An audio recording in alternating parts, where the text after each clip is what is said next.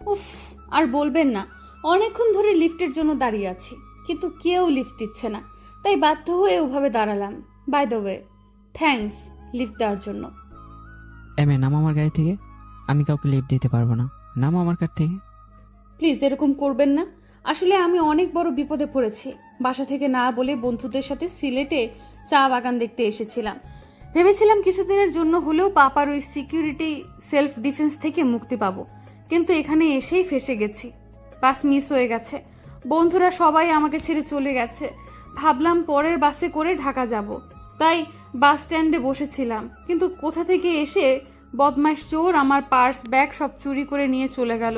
তবু নিরুপায় হয়ে ওখানেই বসেছিলাম। তখনই কোথা থেকে কিছু লোক এসে আমার দিকে বাজে নজরে তাকালো। তাদের থেকে বাঁচতেই এখন আমার লিফটের প্রয়োজন পড়লো। প্লিজ আমাকে ঢাকা পৌঁছে দিন। আমি এখন ঢাকায় যাচ্ছি না। আপনাকে যেতেও হবে, আমাকে পৌঁছে দিলেই হবে। আমি যদি ঢাকা না যাই তোমাকে কি করে ঢাকা পৌঁছে দেবো? সেটা আপনার ব্যাপার। দেখুন, এখন আমি আপনার গাড়িতে বসে আছি, মানে আমি এখন আপনার দায়িত্ব। এখন আপনি কি করে আপনার দায়িত্ব নিয়ে আমাকে ঢাকা পৌঁছাবেন সেটা আপনার ব্যাপার, আমার না। আমাকে শুধু ঢাকা পৌঁছে দিন, ব্যাস। বলে নিশা বুকের উপর হাত বাস করে অন্যদিকে তাকালো। আমি কিছু বলতে গিয়েও বলতে পারলাম না। সত্যি একটা মেয়ের সেলফ ডিফেন্সের ব্যাপার, এত রাতে এই মেয়েটা আবার যাবেই কোথায়? তাই আমি কিছু না বলে গাড়ি স্টার্ট দিলাম। নেশার ঠোঁটে মুচকে হাসি রেখা ফুটে উঠল। কিছু বুঝলে না তো? আসুন বুঝে বলছি। মাঝরাতে রাস্তা দিয়ে যাচ্ছিলাম, হঠাৎ করে একটা মেয়ে আমার গাড়ির সামনে এসে দাঁড়ালো। আর আমি গাড়ি থামাতেই সে হুট করে গাড়িতে উঠে বসলো। আর এতক্ষণ কি হলো তা তো আপনারা দেখলেনি। গাড়ি তার নিচে আপন গতিতে চলছে। আমি দাঁত চেপে গাড়ি চালাচ্ছি, কারণ নেশা সেই তখন থেকে বকবক করে মাথাটা নষ্ট করে দিচ্ছে। আমি নেশা, আপনি? আচ্ছা, আপনি সিলেট কোথায় থাকেন? কি করেন আপনি? বিজনেস? কিন্তু আপনাকে দেখে কিন্তু বিজনেসম্যান মনে হয় না, কেমন জানি মাফিয়া মাফিয়া ভাব আপনার চেহারায়, একদম বড় পাপার মতো। ইউনো, আমার পাপাকেও না আগে আমার মাফিয়া মাফিয়া মনে হতো। আচ্ছা, আপনার বিয়ে হয়েছে? দেখে তো মনে হয় না বিয়ে হয়েছে, কারণ আজকালের হ্যান্ডসাম ছেলেরা আগে ইচ্ছে মতো মেয়ে পটায়, তারপর একটা হ্যাপলা মেয়ে দেখে বিয়ে করে নেয়। তা আপনিও কি মেয়ে পটাচ্ছেন? নেশার কথা শুনে আমি অগ্নিদৃষ্টিতে তার দিকে তাকালাম। আমার দৃষ্টি দেখে নেশা ভয় পেয়ে ওকে ওকে বলতে হবে না বলে নেশা চুপ করে বসে রইল। তারপর কিছু একটা ভেবে আবার বলল, আমার কি মনে হয় জানেন তো, আপনাকে দিয়ে মনে হয় কখনো মেয়ে পটায়নি, তাই এত রাগ দেখাচ্ছেন আমায়। এবার আমার সহ্যের সীমা ছাড়িয়ে গেল। Stop, stop this launches. কত কথা বলো তুমি, মনে হচ্ছে কানের মধ্যে হরতাল শুরু হয়ে গেছে। মুখে আঙ্গুল দিয়ে মিনমিন করে বলল নেশা, আমি একাই একটা মেয়ে, আপনার কানে কি করে হরতাল করব? হরতাল করতে তো অনেক জনের দরকার হয়। আমি রাগী চোখে কটকট করে তার দিকে তাকালাম। ওকে ওকে, আমি চুপ। এই মুখে কুলু পাটলাম, কিন্তু এই মুহূর্তে আমার কাছে মুখে আটকানোর মতো ক্লুপ নেই। আঙুল দিলে হবে? ওহ গড, স্টপ ইট ইডিয়েট। আমার ঝাড়ি খেয়ে নেশা চুপ। কিছুক্ষণই দুজনে নীরব। এমন সময় হঠাৎ করে নেশা চেঁচাতে লাগলো, stop stop stop stop stop stop the car. এরকম আকর্ষিত ঘটনায় আমি কিছুটা অবাক হয়ে গাড়ি থামালাম। কি হলো? নেশা রাস্তার পাশে একটা দোকান দেখিয়ে বলল, টি স্টল। তো চলুন চা খাবো। Are you mad? এই ফুটপাত থেকে এখন চা খাবো আমি? তো কি হয়েছে? শুনেছি ফুটপাতের স্টলের নাকি চা সুস্বাদু হয়, চলুন খাবো। ইম্পসিবল, আমি খাবো না। আরে চলুন না। বললাম তো যাবো না। আরে ধুর, চলুন তো। ইম্পসিবল, আমি যাব না। বললাম তো যাবো না। নিশা জোর করে আমাকে গাড়ি থেকে নামালো। টঙ্গের দোকান থেকে দুজনে 2 কাপ চা খেয়ে আবার গাড়িতে উঠে এলাম। সত্যি টিটা অনেক সুস্বাদু ছিল। তাই আমার তো আমার মাম্মাদের হাতের কফির কথা মনে পড়ে গেল। চায়ের সাথে তোমার মায়ের কফির কি সম্পর্ক? চায়ের সাথে না, স্বাদের সাথে সম্পর্ক। আমার মাম্মাম অনেক সুন্দর কফি বানায়, কতদিন তার হাতে বানানো কফি খাই না। কাল বাসায় গিয়ে আগে মাম্মার মেয়ের হাতে কফি খাবো, নয়তো নো টকিং। আর হ্যাঁ, এই মুহূর্তে আমার কাছে টাকা নেই। আমার যা যা খরচ হয় সবটা নিজের ব্রেনে নোট করে নিন, ঢাকায় গিয়ে সব শোধ করে দেব। গাড়ি চলছে, সাথে নেশার বকবকানি। আমি দাঁতে দাঁত চেপে কিছুক্ষণ সহ্য করছি। এই মেয়ে এত কথা বলে কিভাবে? ইচ্ছে করছে ধাক্কা মেরে গাড়ি থেকে ফেলে দিতে। তখনই আবার নেশা বলে উঠল, স্টপ স্টপ স্টপ, গাড়ি থামান। আমি গাড়ি ব্রেক করে বিরক্তি স্বরে বললাম, আবার কি?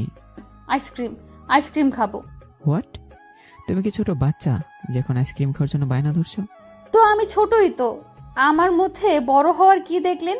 জানেন এখনো আমার পাপা আমাকে লিটল প্রিন্সেস বলে ডাকে। তাহলে বড় হওয়ার কোনো প্রশ্নই ওঠে না, ইনফ্যাক্ট উঠবেও না, কারণ আমি তো পাপা মাম্মার একমাত্র মেয়ে, আমার ছোট কেউ নেই। তো আমি বড় হব কিভাবে? বলেই হাসতে হাসতে শেষ নেশা। শাট আপ স্টুপিড, এখন এত রাতে আমি আইসক্রিম কোথায় পাবো? আপনার সামনেই তো আইসক্রিম ক্যাফে। আমি পাশে তাকে দেখি একটা ক্যাফে ওপেন রয়েছে। এত রাতে এই মেয়েটার জন্যই হয়তো ক্যাফে খোলা রেখেছে। অসহ্য। আমি একটা বিরক্তি নিয়েই বেরিয়ে পড়লাম আইসক্রিম আনতে। একটা গোটা আইসক্রিমের বাক্স এনে নেশার হাতে ধরিয়ে দিলাম। নেশা খুশি হয়ে বাচ্চাদের মতো লাফাতে লাগলো। আমি গাড়ি চালাচ্ছি আর নেশার দিকে তাকাচ্ছি। নেশা আইসক্রিম খেতে ব্যস্ত। তার টকটকে গোলাপি ঠোঁটের কোণে একটু আইসক্রিম লেগে আছে। তা দেখে আমার ভিতরে তোলপাড় হয়ে যাওয়ার অবস্থা। বুকের ভিতর কেউ হাতুড়ি পেটাচ্ছে, হাত পা কাঁপছে। আমি বারবার অন্যদিকে তাকানোর চেষ্টা করলেও বারবার নেশার দিকেই চোখ যাচ্ছে। কোনো উপায় না পেয়ে আমি ধমক দিয়ে বলতে লাগলাম, এই মেয়ে, এখনো খাওয়া হয়নি? আমার খাওয়া নিয়ে আপনি পড়ে আছেন কেন? আপনারও কি আইসক্রিম খাওয়ার ইচ্ছে হলো নাকি? তা বললেই হতো, এত ধমক দেওয়ার কি আছে? এই নিন, এটা খেয়ে নিন। আমি তোমার মতো ছোট বাচ্চা না যে আইসক্রিম খাবো। আর তুমি তাড়াতাড়ি খাওয়া শেষ করো, নইলে সব আইসক্রিম জানাল দিয়ে বাইরে ফেলবো। আমার কথা শুনে নেশা কিছু বলতে কেউ বললো না। অন্যদিকে ঘুরে আইসক্রিম খেতে ব্যস্ত হয়ে পড়লো। জানেন আমার পাপা না প্রতি রাতে আমার জন্য চকলেট আনে, আর যদি না আনে তাহলে তাকে আমি শাস্তি দিই। কি শাস্তি দেই জানেন? আমি আর চোখে নেশার দিকে তাকালাম। 50 বার কান ধরে উদ্বস করাই। বলে হাসতে লাগলো নেশা। আর এই শাস্তিটা আমি পাপাকে প্রতি রাতে দিই, কারণ পাপাকে শাস্তি না দিলে তার পকেট থেকে কোনো চকলেট বেরোয় না। আরে আরে, গাড়ি থামান। এবার আবার কি হলো আপনার? নেশা হাত দিয়ে একটা লোকের দিকে ইশারা করে বলল, আচ্ছা এগুলো কি? আমি কখনোই এসব দেখিনি। চলুন না, এসব কি দেখি। এটা কি? আফা, এটা হাওয়াই মিঠাই। হাওয়াই মিঠাই? এটা আবার কি?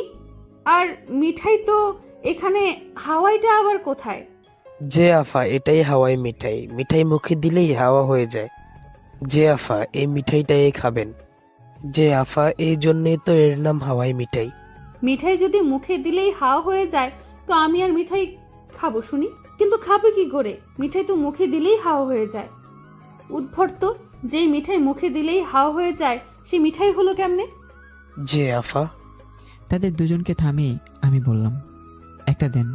আমি হাওয়া মিঠাই নিয়ে নেশাকে হাত ধরে টানতে টানতে গাড়িতে বসালাম। এটা খাও আর চুপ করে বসে থাকো। নেশাও বাথরুমের মতো মিঠাই খেতে লাগলো। আপনি জানেন আপনার গালের নিচে যে তিলটা আছে না, সেটা কিন্তু অসম্ভব সুন্দর, যে কোনো মেয়ে দেখলেই ক্রাশ। আচমকে এমন একটা কথায় আমার এই মুহূর্তে নিজের হার্টবিট মিস করলো। এই মেয়ে বলছে কি? আর আমি একটা ছেলে, একসাথে আছি। এমনিতেও আমার কেমন যেন লাগছে, তার মধ্যে নেশার এই কথায় আমার দম বন্ধ হয়ে আসছে। আপনি সত্যিই খুব সুন্দর, কেন যে আপনাকে দিয়ে কোনো মেয়ে পটলো না কে জানে। আমি শক্ত করে গাড়ির স্টিয়ারিং চেপে ধরলাম। Shut up. আরে সত্যিই বলছি, আপনি সত্যি খুব সুন্দর। আপনি যদি আমাকে পটানোর চেষ্টা করতেন না তাহলে আমি নিশ্চিত পটে যেতাম। কথাটি শেষ করার আগেই আমি নেশা ঠোঁটে ঠোঁট ডুবিয়ে দিলাম। গাড়ি তার নিজ গতিতে চলছে। নেশার চোখ বড় বড় করে আমাকে দেখছে। কিছুক্ষণ পর নেশাকে ছেড়ে আবার গাড়ি চালানোতে মন দিলাম। নেশা পিঠ সিটে হেলান দিয়ে বসে জোরে জোরে শ্বাস নিতে লাগলো। এটা কি হলো? সাফার তাকে ভাবতে নেশা শরীরে লোম দাঁড়িয়ে যাচ্ছে।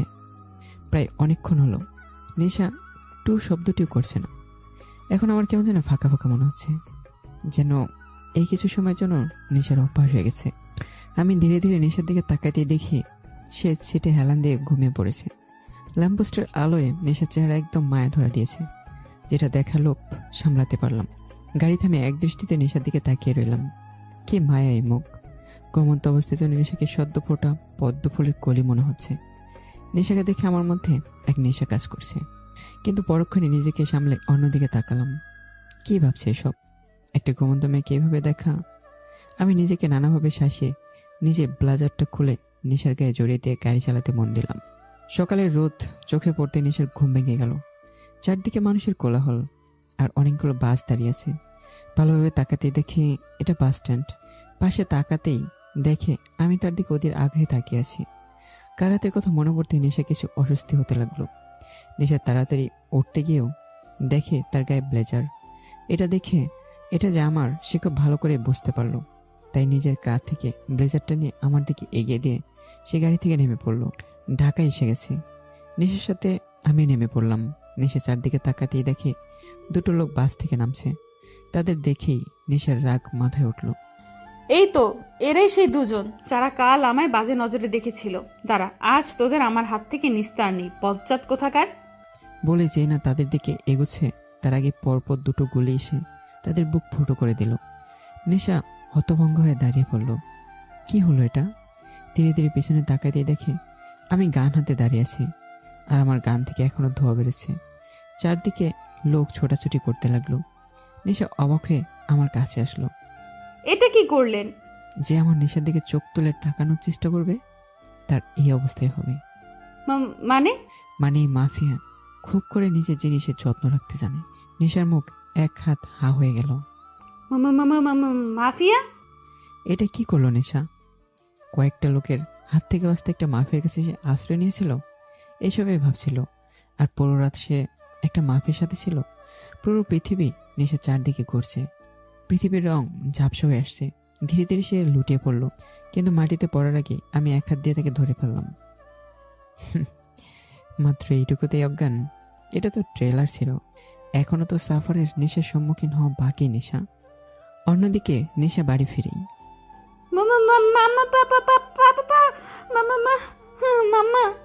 নেশার ডাক শুনে নেশার মা তাড়াতাড়ি করে নিজের রুম থেকে বের হলো। মাকে দেখে নেশা দৌড়ে গিয়ে তাকে জড়িয়ে ধরলো। ও মাই গড, কতদিন পর তোমাকে দেখছি। এতদিন তোমাকে খুব মিস করেছি মাম্মা। নেশার মা যে মেয়েকে জড়িয়ে ধরলো তার চোখ ছলছল করছে। মিস করলে এভাবে না বলে চলে যেতি না। ও মাম্মা, তোমার কি মনে হয় আমি যদি পাপাকে বলে যেতাম তাহলে কি সে আমাকে একা একা ছাড়তো? ঠিক তার ওই গার্ডগুলোকে আমার পিছু পিছু পাঠাতো, তাই না বলেই যেতে হয়েছে। তো তোমার কি মনে হয় পাপা জানে না আমি কোথায় গিয়েছি? দেখো, ঠিক সে আমাকে খুঁজে বের করেছিল। হ্যাঁ, তা তো আমি করেছিলামই। সম্রাটের গলা শুনে তারা সামনে তাকিয়ে দেখে সম্রাট দাঁড়িয়ে আছে। নেশা মাকে ছেড়ে দিয়ে দৌড়ে সম্রাট মানে নেশার বাবাকে জড়িয়ে ধরল। তবুও আমি কিন্তু তোকে একা ছেড়েছি, কারণ তুই স্বাধীনতা চেয়েছিস, আমি দিয়েছি। আর এটাই ফার্স্ট এবং লাস্ট টাইম, ওকে? আর কখনো যদি এরকমটা না হয়। ওকে ওকে পাপা। তা এই কদিন কেমন কাটালি সিলেটে? সত্যি পাপা, ফ্রিডম যে এতটা সুন্দর হয় সেটা আমি এই প্রথম বুঝলাম। কিন্তু তার মধ্যেও তোমাদের আমি খুব মিস করেছি জানো তো। আর কখনো তোমাদের ছেড়ে কোথাও যাব না, promise. Okay my little princess, আমিও তোকে আর কখনো একা ছাড়ছি না। হলো তোমাদের দুই বাবা মেয়ের ভালোবাসা। এখন যা, গিয়ে তাড়াতাড়ি ফ্রেশ হয়ে খেতে আয়, জলদি যা। উফ পাপা, বলো তো সব সময় পাপা মেয়ের ভালোবাসার মধ্যে মাম্মারা ভিলেন হয়ে কেন ঢুকে পড়ে? তোমাদের দুই পাপা মেয়েকে সোজা করতে মাম্মামকে তো ভিলেন হতেই হবে। এবার যা, গিয়ে তাড়াতাড়ি আয়। ওকে, যাচ্ছি। মন খারাপ করে নেশা উপরে নিজের রুমে চলে গেল। সম্রাট পকেটে হাত দিয়ে রেখে মেয়ে যাওয়ার দিকে তাকিয়ে রইল। মেয়েটা বড় হয়ে গেছে, একা একা স্বাধীনতার খোঁজে বেরিয়ে পড়েছে। অন্যদিকে নেশা রাস্তার পাশ দিয়ে হাঁটছে, তার পেছনে 4টা হনুমান মার্কা বডিগার্ডও। নেশা তাদের দেখে তার রাগ মাথায় চড়েছে। ইচ্ছে হচ্ছে এখান থেকে দৌড়ে পালাতে, কিন্তু দৌড়েও কোনো লাভ নেই। এই হনুমানরাও তার পেছন পেছন দৌড় লাগাবে। উফ, অসহ্য। আরে আইডিয়া, ইয়েস। এখন যদি নেশা দৌড়ায় তার পিছু পিছু এরাও দৌড়াবে, আর এই দৃশ্য পাবলিক দেখলে ভাববে যে দিন দাহারে এরা মেয়েদের পেছনে লেগেছে। এখন এক একটা পাবলিকের এক একটা কলোনিতে হনুমান থেকে বান্দর হতে জাস্ট 2 মিনিট লাগবে। এই হনুমানদের একটা শিক্ষা হয়ে যাবে। ওয়াহ নেশা, ওয়াহ, ইউ আর দ্য গ্রেট। কে বলে তুই ইডিয়ট? কত বুদ্ধি তোর মাথায়। নেশা নিজেই নিজেকে বাহবা দিল এই প্ল্যানের জন্য। সে একবার এদিক একবার ওদিক দেখেই দিল এক দৌড়। আরে ম্যাডাম, কই যান? দাঁড়ান, কোথায় যাচ্ছেন ম্যাডাম? বলেই তার বডিগার্ডরাও তার পেছন পেছন দৌড়। নেশা দৌড়তে দৌড়তে কারোর সাথে ধাক্কা খেয়ে রাস্তায় পড়ে যায়। ও মাই গড, আমার কোমর। কোন দানবের বাচ্চা এইভাবে থাক। বলতে গিয়ে চোখ তুলে তাকাতেই নিশার মুখ এক হাত হা হয়ে যায়। এ তো suffer. Oh my god, what a handsome look. নীল শার্টে আবার কালো ব্লেজার, চোখে কালো সানগ্লাস, কানে ইয়ারফোন, ড্যাশিং হেয়ার, পকেটে হাত দিয়ে সেই অ্যাটিটিউড নিয়ে এদিকে তাকিয়ে আছে। কিন্তু নেশা বেশিক্ষণ আর আমাকে দেখতে পারল না, কারণ তার আগেই আমার বডিগার্ডের নেশার দিকে বন্দুক তাক করেছে, আর নেশার গার্ডরাও আমার দিকে। এদের পজিশন দেখে মনে হচ্ছে এই মুহূর্তে তৃতীয় বিশ্বযুদ্ধ শুরু হয়ে যাবে। নেশা তাদের দিকে তাড়াতাড়ি উঠেই তার গার্ডসদের গান নামাতে বলল। আমিও হাতের ইশারায় আমার গার্ডসদের সরে যেতে বললাম। গার্ডসরা গান নামিয়ে আমার পিছনে এসে দাঁড়ালো। নেশা আমাকে কিছু বলতে যাবে, তার আগেই আমি নেশাকে নাচানোর ভান করে পাশ কাটে অফিসের দিকে চলে যেতে লাগলাম। নেশা হা করে আমার যাওয়ার দিকে তাকিয়ে রইল। তাকে ইগনোর করে চলে আসলাম। নিশা খানকে ইগনোর করলো, এত বড় অপমান! ইচ্ছে করছে এখনই গলা টিপে দিতে। হাত গলা টিপের মতোই বাড়িয়ে দিয়ে আবার নিচে নামিয়ে নিল।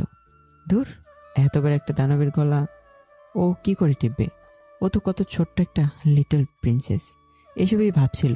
তখনই নেশার মনে পড়ে সেদিন রাতে আমি অনেক খরচ করেছিলাম ওর জন্য, আর সেগুলো সে শোধ করে দিতেও চেয়েছিল। নেশা আবার দৌড়ে আমার দিকে যেতে লাগলো। নেশা আবার দৌড়ে আমার পিছন পিছন আসতে লাগলো। এই যে শুনছেন, হ্যালো, এই যে শুনছেন। কিন্তু আমি নেশার ডাক না শুনে অফিসের ভিতর ঢুকে গেলাম, আর আমার গার্ডসরা নেশাকে ওখানে আটকে রাখলো। রাগে দুঃখে নেশা আবার পিছিয়ে এলো। এত তাড়াতাড়ি একটা মানুষ কি করে একটা মানুষকে ভুলে যেতে পারে? তার উপর এভাবে ইগনোরও করলো। নেশা ভাবছিল সেদিন তো খুব বলেছিল আমার নেশার দিকে চোখ তুলে তাকাবে, তাদের সবার একই অবস্থা হবে, আর আজকেই ভুলে গেল। নেশার চোখে জল চলে এলো। সে চোখের জলটা মুছে হাঁটতে লাগলো। হাঁটতে হাঁটতে আবার থেমে গেল। আমরা হাঁটছি কেন? জি ম্যাডাম, ভার্সিটি থেকে ফেরার সময় আমাদের গাড়ি নষ্ট হয়ে যায়, আর আপনিও জেদ ধরেন হেঁটে হেঁটে বাড়িতে ফেরার জন্য। তো আমি যা বলবো তোমরা কি তাই করবে? আমার কথা শোনার জন্য পাপা তোমাদের কাজে রেখেছে। সব সময় শুধু পিছু পিছু ঘুরে বেড়াও। মেয়েদের পিছু পিছু ঘুরতে খুব ভালো লাগে, তাই না? জি মানে না ম্যাডাম। Shut up! এক্ষুনি ড্রাইভারকে ফোন করো আর গাড়ি নিয়ে আসতে বলো। Hurry up! Okay madam. নেশা বুকে হাত বাস করে অন্যদিকে তাকে মুখ টিপে হাসছে। আজ সে খুব করে এই হনুমানদের জব্দ করতে পেরেছে। তার তো লাফানোর ইচ্ছে করছে। লিফট খুলতেই আমি ওখান থেকে বেরিয়ে সামনের 104 নম্বর ওয়ার্ডে ঢুকে পড়ি, আর আমার গার্ডসরা আমার পিছু পিছু এসে দরজার সামনে দুই দিকে দাঁড়িয়ে পড়ে। রুমের মধ্যে বড় টেবিলের দুই পাশে বেশ কয়েকজন নামকরা বিজনেসম্যান বসে আছে। আমি সোজা টেবিলের মাথায় গিয়ে দুহাত টেবিলে দিয়ে একটু ঝুঁকে দাঁড়াই। এদের সবাইকে আমার লোক ভয় দেখে এখানে এনেছে। বিজনেসম্যানদের মধ্যে একজন বলে উঠল, আমরা সবাই আপনার ডিল অ্যাকসেপ্ট করলাম, শুধু আমাদের ফ্যামিলির জন্য কিছু না হয়। অবভিয়াসলি আমি আপনাদের উপর সন্তুষ্ট থাকলেও আপনারাও আপনাদের ফ্যামিলি নিয়ে সন্তুষ্ট থাকবেন। শুধু সম্রাট খানকে টপ বিজনেস থেকে পথের ভিখারি বানাতে হবে। মার্কেটে ওনার ছোট বড় যত শেয়ার আছে সবগুলো ফাস্ট আউট করতে হবে, সবগুলোর সেল ডাউন করতে হবে। আর এই জন্য আপনারা যা করার তাই করুন, আর আপনাদের প্রয়োজনীয়তা মিটিয়ে দেওয়ার দায়িত্ব আমার। আমি টেবিল থেকে হাত উঠে সোজা হয়ে দাঁড়িয়ে ব্লেজার ঠিক করতে করতেই বললাম, এনিথিং এলস? আপনি এত বড় একজন মাফিয়া হয়ে বিজনেসম্যান সম্রাট খানের ক্ষতি কেন চান? ওনার সাথে আপনার কি শত্রুতা? একজন খুব উৎসাহ নিয়ে জানতে চাইল। আমি খুব জোরে টেবিলের দুই হাত রেখে দাঁত চেপে বললাম, যা করতে বলা হয়েছে আপনি শুধু সেটুকুতেই মন দিন। বেশি এক্সাইটমেন্ট আপনার জন্য খুব খারাপ হতে পারে। আমার ভয়ঙ্কর রূপ দেখে সবাই দমে গেল। আমি একবার সবার দিকে তাকিয়ে চোখ বলে সোজা হয়ে দাঁড়িয়ে ব্লেজার ঠিক করতে করতে রুম থেকে বেরিয়ে গেলাম। আমি অফিস থেকে বের হতেই তাড়াতাড়ি গার্ডরা এসে গাড়ির দরজা খুলে দিল। আমি গাড়িতে বসতেই গাড়ি স্টার্ট দিল। গাড়ি চলতে চলতেই হঠাৎ মাঝ রাস্তায় থেমে যায়। সামনে কতগুলো সাদা গাড়ি এসে দাঁড়িয়েছে। গাড়িগুলো দেখেই আমার ঠোঁটে বাঁকা হাসি ফুটে উঠল। গার্ড এসে গাড়ির দরজা খুলে দিতেই আমি গাড়ি থেকে নেমে যাই। সম্রাট পকেটে হাত রেখে গাড়ির সামনে দাঁড়িয়ে আছে। আমি সম্রাটের সামনে যেতেই সম্রাট বলে ওঠে, খুব ভালোই চাল চেলেছ, কিন্তু একটা কথা কান খুলে শুনে রাখো, এতদূর এই সম্রাট এমনি এমনি আসেনি। নিজের বিজনেস কিভাবে হাতে রাখতে হয় তা আমি খুব ভালো করেই জানি। ট্রাই করতে পারেন, কিন্তু সাফার চৌধুরীর হাত থেকে আপনার মুক্তি নেই। তিলে তিলে শেষ করব আপনাকে। আমার বাবার খুনের প্রতিশোধ খুব নিখুঁতভাবেই নেব আমি। বম্বস ভুল করেছিল, আমি তার শাস্তি দিয়েছি শুধু। আর সেই শাস্তির পরিণামটা এখন আপনাকে ভুগতে হবে। ভুলে যেও না, আমিও একসময় এই কালো দুনিয়ার কিং ছিলাম। ওই কালো দুনিয়ার থেকে বেরিয়ে এসেছি বলে সবই যে ভুলে গেছি তেমনটা একদম ভেবো না। ছিলেন হয়তো আপনি কিং, কিন্তু এখন এই দুনিয়ার কিং আমি। আর এই কিং কি করে নিজের প্রতিশোধ নেয় সেটা এখন দেখবেন আপনি। Just wait and watch. বলে আমি দুহাত দোলাতে দোলাতে সেখান থেকে চলে যাই। সম্রাট আমার যাওয়ার দিকে তাকিয়ে রইল। একসময় সে তার স্ত্রীকে কথা দিয়েছিল যে এই দুনিয়ায় সে আর ফিরবে না, কিন্তু তার অতীত তাকে আবার এই দুনিয়ায় টেনে নিয়ে যাচ্ছে। নেশার মা নেশাকে খাইয়ে দিচ্ছে, আর নেশা বকবক করেই যাচ্ছে। জানো মাম্মা, আজ না ভার্সিটি থেকে ফেরার সময় ওই লোকটার সাথে দেখা হয়েছিল। কোন লোকটা? আরে বলেছিলাম না যে সেদিন রাতে আমায় লিফট দিয়েছিল, উনি। কথাটা শোনার সাথে সাথে কুয়াশার বুক ধুক করে ওঠে। তুই তো বলেছিলি ও একটা মাফিয়া। হ্যাঁ তাই তো। কিভাবে আমার সামনে থাকা ঠাক ওই বাজে লোক দুটোর বুকে গুলি মেরে ফুটা করে দিল। বেশ করেছে। কি রকম আমার দিকে বাজে নজরে তাকাচ্ছিল, পারলে আমার উপর উঠে যেত। ইচ্ছে করছিল ওখানে মাথায় গুলি মেরে খুলি উড়ায় দিই। তবে আমার কাজটা উনি করে দিয়েছেন, ভালোই হলো তাই না? যে মানুষ খুন করে সে ভালো হলো কি করে? আর দেখা হলো কি বললেন উনি? ধুর, এটাই সমস্যা। কিছুই তো বললেন না উনি, ফুল ইগনোর করে চলে গেলেন। হয়তো মনে নেই তোর কথা। মনে নেই মানে? মনে থাকবে না কেন? এই আমি যদি 1 ঘন্টা একজনের সাথে থাকি তবে তার কাছে আমি অমর বকবকানি নামে চিরস্থায়ী হয়ে থাকি। আর সেখানে তো আমি ওনার সাথে পুরো 1 রাত বকবক করেছি। তাহলে এত তাড়াতাড়ি উনি কি করে আমায় ভুললেন? আচ্ছা, ভুলেছে তো ভুলেছে, এতে কি বা আসে যায়? আসে যায়, অনেক কিছুই আসে যায়। মানে?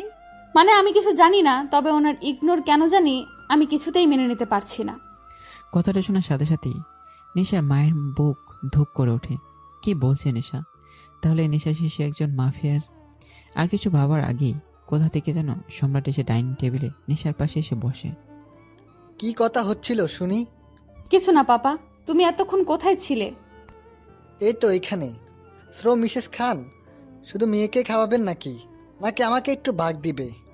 কেন হবে না, এই তো দিচ্ছি। বলে সম্রাটের জন্য খাবার খুলতে যাবে, তখনই সম্রাট বলে ওঠে, আরে এ কি করছো?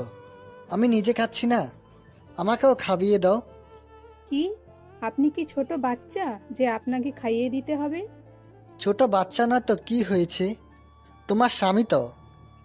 মেয়ের সামনে কি শুরু করলেন বলুন তো?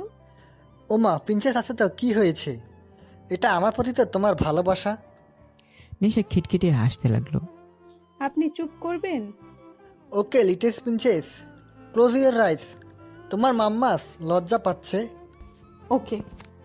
নেশা জলদি নিজের চোখ কটকট করে বন্ধ করে দিল। এবার তো কোনো প্রবলেম নেই, এবার দাও তো, খুব খিদে পেয়েছে। উফ, এরা বাবা মেয়ে দুই এক। নেশার মা এক গণ্ডি রাগ নিয়ে সম্রাটকে খাইয়ে দিল। আর সম্রাট নেশার মায়ের দিকে রাগের লোক দিয়ে একটু হেসে চোখ টিপ দিল। নেশা রেস্টুরেন্টে বন্ধুদের সাথে বসে আছে, আর তার গার্ডরা কিছু দূরে দাঁড়িয়ে আছে। তারা টুকটাক কথা বলছে আর লাঞ্চ করছে। এমন সময় তার একজন ফ্রেন্ড বলে উঠল, হে গাইজ, ছেলেটাকে দেখ, হোয়াট এ হ্যান্ডসাম। ইচ্ছে হচ্ছে টুপ করে গিলে ফেলি। তার কথা শুনে নেশা পেছনে তাকালো, আর পেছনে তাকাতে আমাকে দেখতে পেল। আমি আমার বডিগার্ডদের নিয়ে রেস্টুরেন্টে ঢুকছি। আমি এই রেস্টুরেন্টে কী করছি এসবই ভাবছিল নেশা। মাফিয়া মানুষ কি এখন তাদের সাথে একই রেস্টুরেন্টে বসে লাঞ্চ করবে নাকি? নেশা এসব ভাবছিল। সত্যি রে, হোয়াট এ সেক্সি ইয়ার। নেশা তার বন্ধুদের কথা শুনে চট করে তাদের দিকে তাকালো। কি খারাপ নজর, ইচ্ছে করে সব নুডলস এদের মাথায় ডালতে। এরা যে বন্ধু তা ভাবতেই নেশার গা গলিয়ে যাচ্ছে। কিরকম একটা ছেলের সম্পর্কে কমেন্ট করেছে, তার ওপর আবার আমাকে নিয়ে বলা কোনো কথাই তার সহ্য হচ্ছে না। রাগে গা জ্বলে যাচ্ছে তার। আমি রেস্টুরেন্টের ভিতরে ঢুকে নেশার সামনে গিয়ে সিটে গিয়ে দাঁড়ালাম, আর গার্ডরা সেই সিটে বসে থাকা একটা লোকের দিকে বন্দুক তাক করে। আমাকে ওখানে দাঁড়িয়ে থাকতে দেখে সিটে বসে থাকা একজন লোক ভয়ে ভয়ে উঠে দাঁড়ায়। আমি সব কিছু সহ্য করতে পারলেও ধোঁকা সহ্য করি না। আমার সব ডিটেলস আমার গোপনে সম্রাট খানকে দেওয়ার মতো ধোঁকা দিয়েছিস তুই আমাকে। আর তার শাস্তি খুব ভয়ানকই হবে। সরি স্যার, এবার মতো ক্ষমা করে দিন। এরকম কাজ আর হবে না। এবার মতো ক্ষমা করে দিন প্লিজ স্যার, প্লিজ। আমার কাছে একটা ভুলই তার ফার্স্ট অ্যান্ড লাস্ট ভুল হয়। আমি অন্যদিকে তাকিয়েই বললাম, শুট হিম। কথাটা বলার সাথে সাথে গার্ডসরা ওই লোকের শরীরে গুলি করে ঝাঁঝরা করে দেয়। ইতিমধ্যে রেস্টুরেন্টের সবাই পালাই পালাই করছে। সেখানে দুটো পুলিশও ছিল। আমাকে দেখে তারাও ভয় পেয়ে যায়। নিশা থ মেরে দাঁড়িয়েছে। সব কিছু তার মাথার উপর দিয়ে যাচ্ছে। আমার কথা তো তার কানে আসেনি, কিন্তু আমার রাগের লোক দেখে সে বুঝতে পেরেছে হয়তো কোনো ভুল করেছে ওই লোকটা। গার্ডসরা এসে নিশাকে ঘিরে রেস্টুরেন্ট থেকে বের করতে এলে নিশা চট করে বলে ওঠে, আমি ওয়াশরুমে যাব। পরে যাইয়েন ম্যাডাম, এখন এখান থেকে চলেন। আমি এক্ষুনি যাব। Madam please. বললাম তো আমি এক্ষুনি যাব, মানে এক্ষুনি যাব। গার্ডসরা উপায় না পেয়ে নিশাকে রেস্টুরেন্টের ভিতরে নিয়ে যায়। নিশা লেডিস টয়লেটে ঢোকে, আর গার্ডসরা তার দরজার বাইরে দাঁড়িয়ে থাকে। নিশা তাড়াতাড়ি নিজের গলার স্কার্ফ দিয়ে হিজাব বাঁধে আর নিজের জ্যাকেট খুলে উল্টো করে পরে। জ্যাকেটের উপর কালো হলো, ভিতরের রং ধূসর। তারপর নিজেকে একদম ফিট করে নিশা বেরিয়ে আসে। প্রথমে গার্ডসদের দেখে নিশা থমকে যায়, কিন্তু গার্ডসরা তাকে চিনতে না পারায় লাফ দিয়ে নাচতে নাচতে সেখান থেকে চলে আসে। বাড়ি এসে দেখে আমি গাড়িতে করে চলে আসছি। তা দেখে নিশা দৌড়ে গাড়ির পিছু করতে থাকে। হ্যালো হ্যালো মি, শুনছেন? গাড়ি থামান। এই যে মি, থুর নেশা, তুই এত ইডিয়ট কেন? পুরো এক রাত ওনার সাথে জার্নি করলি, অথচ এখন পর্যন্ত ওনার নামটা পর্যন্ত জানে না। উফ, হ্যালো, গাড়ি থামান। হ্যালো, ব্ল্যাক কার। কিন্তু কে শোনে কার কথা? গাড়ি তার মতোই চলছে, আর নেশা পিছু পিছু দৌড়াচ্ছে। দৌড়াতে দৌড়াতে নেশার স্কার্ফ খুলে যায়। দুপুরে কড়া রোদ তার মাথায় এসে পড়েছে। হাঁপিয়ে উঠে নেশা একসময় থেমে যায়। হাঁটুতে হাত দিয়ে জোরে জোরে নিঃশ্বাস নিতে লাগে। আমি জানালায় হাত রাখতেই দেখি সামনে জানালায় থাকা আয়নায় নেশাকে দেখা যাচ্ছে। নেশা হাঁপাচ্ছে। আমি তাড়াতাড়ি গাড়ি থামাতে বললাম। গাড়ি থামাতেই আমি গাড়ি থেকে নেমে পড়ি। আমাকে গাড়ি থেকে নামতে দেখে নেশা ঠোঁটের কোনো হাসি রেখা ফুটে ওঠে, কিন্তু বেশিক্ষণ নিজেকে ধরে রাখতে পারে না। এর আগেই কখনোই সে এতটা দৌড়েনি। তার উপর এত কড়া রোদ, তারা সহ্য হলো না। মাথা ঘুরে ওখানেই পড়ে গেল। যখন জ্ঞান ফিরল তখন নেশা নিজেকে বেডের উপরে আবিষ্কার করে। ভালো করে চারদিকে তাকিয়ে দেখে একটা বিশাল বড় রুম রয়েছে, আর তার বেডের পাশে একটু দূরে থাই গ্লাস ভেদ করে একজন রাতে শহর দেখতে ব্যস্ত। নেশা মাথায় হাত দিয়ে উঠে বসে। ও কোথায়? এটা কি করে এলো এখানে? এটা তো রুম নয়, তাহলে এটা কার রুম? কোথায় ও? পরক্ষণে তার মনে পড়ে সে আমার গাড়ির পিছু করছিল। তারপরে আর কিছু মনে নেই। নেশা পাশে দাঁড়িয়ে থাকা লোকটাকে পিছন থেকে ভালো করে দেখে বুঝতে পারছে যে ওটা কি। নেশা মনে মনে ভাবছে যে আমি এখানে কি করছি। নেশা তাড়াতাড়ি উঠে আমার কাছে আসে। আমি এখানে কি করে এলাম, আর আপনি এখানে কি করছেন? নেশার গলা শুনে আমি তার দিকে ঘুরে তাকাই। আমার বাড়ি, আমার রুম, আমি থাকবো না তো কে থাকবে? এটা আপনার বাড়ি? ও মাই গড, রাত হয়ে গেছে আর আমি এখানে। এতক্ষণে বাড়িতে নিশ্চয়ই মামা পাপা টেনশন করছে আমার জন্য, কিন্তু আমি এখানে এলাম কি করে? নিশ্চয়ই উড়ে আসুন। আপনি এনেছেন? কেন, অন্য কারো আনার কথা ছিল? আর ওইভাবে পাগলের মতো আমার গাড়ির পিছনে দৌড়াচ্ছিলে কেন? আরে সেদিন রাতে তো আপনি আমার জন্য অনেক খরচ করেছিলেন, সেগুলোর ঋণ তো শোধ করা বাকি ছিল, সেজন্যই তো। আচ্ছা, তুমি আমার ঋণ শোধ করতে চাও? তাড়াতাড়ি বলে দিন আপনার কত হয়েছে, আমি শোধ করে দেই। আমায় আবার বাড়িও ফিরতে হবে। তোমার যা ঋণ হয়েছে সেটা শোধ করার সাধ্য তোমার নেই। অনেক বড় ঋণ, সেটা চুকাতে চুকাতে সারা জীবন লেগে যাবে তোমার। মানে মানে কি? শুধু কিছু খাবারই তো খেয়েছিলাম। সত্যি তুমি ইডিয়েট। বলে যখন ওখান থেকে চলে যাব তখন নেশা বলে উঠলো, আমি বাড়ি যাব। আমি ওখানে দাঁড়িয়ে না করে বললাম, বাড়ি যাওয়ার নাম ভুলে যাও, এখন থেকে তোমার এখানেই থাকতে হবে। বলে আমি হাঁটা ধরলাম। মানে কি? এখানে থাকবো মানে? আমার কি বাড়ি ঘর নেই? আমি বাড়ি যাব, আর যাব মানে যাব, এক্ষুনি যাব, এই মুহূর্তে যাব, আর আপনি আমায় বাড়ি পৌঁছে দেবেন। নেশার জেদ দেখে আমি রেগে গিয়ে ঘুরে নেশার কাছে এসে কোটে নিচে থাকা বন্দুকটা তার দিকে সোজা নেশার কপালে তাক করলাম। নেশা বড় বড় চোখ করে আমার দিকে তাকায়। আমি নেশার দিকে বন্দুক তাক করি, তার দিকে এগোতে থাকি। নেশা পিছুতে পিছুতে থাই গ্লাসের সাথে মিশে যায়। আমি নেশার একদম কাছে গিয়ে বন্দুক কপাল থেকে স্লাইড করে নিচে নামাতে থাকি। বেশি কথা বলা আমি একদম পছন্দ করি না। আমি যখন বলেছি তুমি এখানে থাকবে, মানে এখানেই থাকবে। Got it. যদি পালানোর চেষ্টা করেছো তো এর ফল অনেক খারাপ হবে তোমার জন্য। নিশা চট করে তার গালে ধরে থাকা বন্দুক ধরে ফেলে। আমার হাত থেকে বন্দুক নিয়ে পাশে গিয়ে আমার দিকে বন্দুক তাক করে বলে, অতটা ইডিয়ট ভাববেন না আমাকে। নিজের প্রোটেকশন নিজে করতে পারি। যার আগে পিছে 4টা হনুমান ইয়া বড় বড় গান নিয়ে ঘুরে বেড়ায়, আপনি এই ছোট খেলনা দিয়ে কি ভয় দেখাবেন? বলে নিশা হাতে থাকা বন্দুক দিয়ে শুট করলো। না না, আমাকে নয়, পাশের থাই গ্লাসে। গ্লাস আঘাত পেয়ে ছনছন করে ভেঙে পড়তে লাগলো। আমি খুব স্বাভাবিকভাবেই এই দৃশ্য দেখছিলাম, যেন আমি এটাই আশা করছিলাম। ওখান থেকে পালানো আমার জাস্ট 2 মিনিটের ব্যাপার। এই নেশা ইডের তো সে নিজেই একটা বুলেট হিসেবে বের হলো। এখন কি হবে? আমি পকেটে হাত রেখে নেশার দিকে এগোতে লাগলাম। আমাকে এগোতে দেখে নেশা আমার দিকে গান তাক করে আমতামতো করে পিছনে যেতে লাগলো। আপনি এইভাবে এগোচ্ছেন কেন? দেখুন, আমি কিন্তু আপনাকে ভয় পাই না, তাই এইভাবে এগোনো বন্ধ করুন। কি হলো, আমার কথা শুনতে পাচ্ছেন না? আমি কিন্তু শুট করব, একদম এগোবেন না আর। নেশা পিছতে পিছতে একদম কিনারায় চলে যায়। থাই গ্লাস ভাঙা, সে পিছতে পিছতেই তার পা কিনারায় গিয়ে ফসকে যায়। নেশা পড়তে যাবে তার আগেই আমি এক হাতে তার হাত ধরে ফেলি। নেশা কটকট করে চোখ বন্ধ করে নেয়, হাত থেকে গানটা পড়ে যায়। প্লিজ প্লিজ ছাড়বেন না, প্লিজ ছাড়বেন না।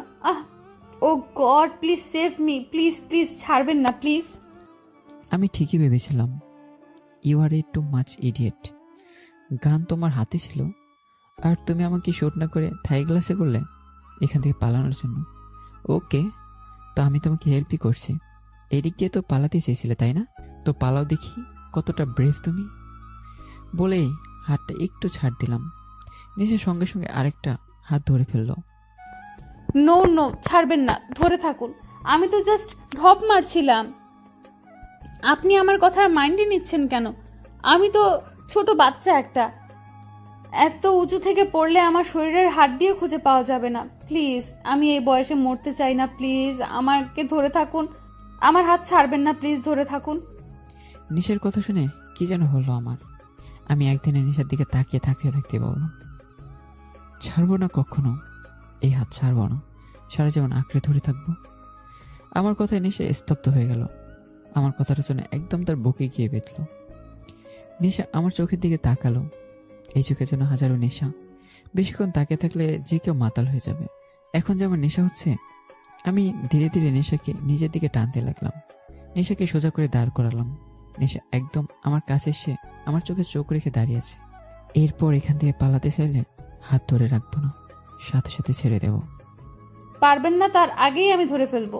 নেশা আমার চোখে চোখ রেখে ঘোরের মধ্যেই কথাটা বলল। আমি চট করে নেশার চোখ থেকে চোখ সরিয়ে নিলাম। নেশার হাত ছেড়ে যাওয়ার জন্য পা বাড়াতে নেশা আবার বলে ওঠে, আমরা এখন কোথায় আছি? আমি নেশার দিকে তাকিয়ে বললাম, সময় হলেই জানতে পারবে। বলে চলে যাওয়ার জন্য পা বাড়ালাম। সাথে সাথে নেশা আবার ডাক দিল, অ্যাটলিস্ট আপনার নামটা তো বলে যান। সেদিন পুরো একটা রাত সাথে থাকার পরেও এখন পর্যন্ত আপনার নাম জানি না। আমি এবার নেশার দিকে ঘুরে একদম নেশার কাছে গিয়ে কানের কাছে একটু চোখে ফিস ফিস করেই বললাম, এইভাবে বলো না, কেউ শুনলে অন্য কিছু ভাববে। বলে একটু বাঁকা হেসে নেশার দিকে তাকিয়ে চলে যাই। নেশার কথাটা বুঝতে প্রায় কিছুক্ষণ লাগলো। যখন বুঝলো তখন নেশার চোখ এক হাত বড় হয়ে গেল। দাঁতে কিরমির করে বলল, বাজে লোক কোথাকার।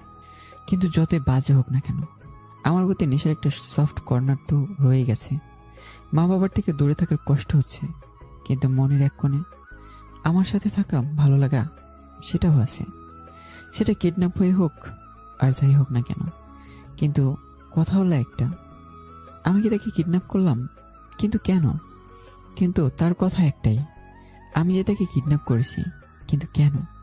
সে ভাবছে আমি কি তাকে কিডন্যাপ করেছি, নাকি সে নিজেই কিডন্যাপ হলো? কিছুই বুঝতে পারছে না নেশা। আমি তাকে কেন কিডন্যাপ করব? আমি কিছুক্ষণ পর আবার রুমে গেলাম খাবার নিয়ে। নিশা বেডে বসেছিল। নিশার সামনে খাবার রেখে বললাম, খেয়ে নাও। নিশা একবার খাবার দিকে তাকিয়ে আবার চোখ ফিরিয়ে নিয়ে বলল, খাবো না। যদিও খিদে পেয়েছে, তবুও কিডন্যাপ বলে কথা, একটু তো দর নিতেই হয়। বেশি ন্যাকামনা করে চুপচাপ খেয়ে নাও।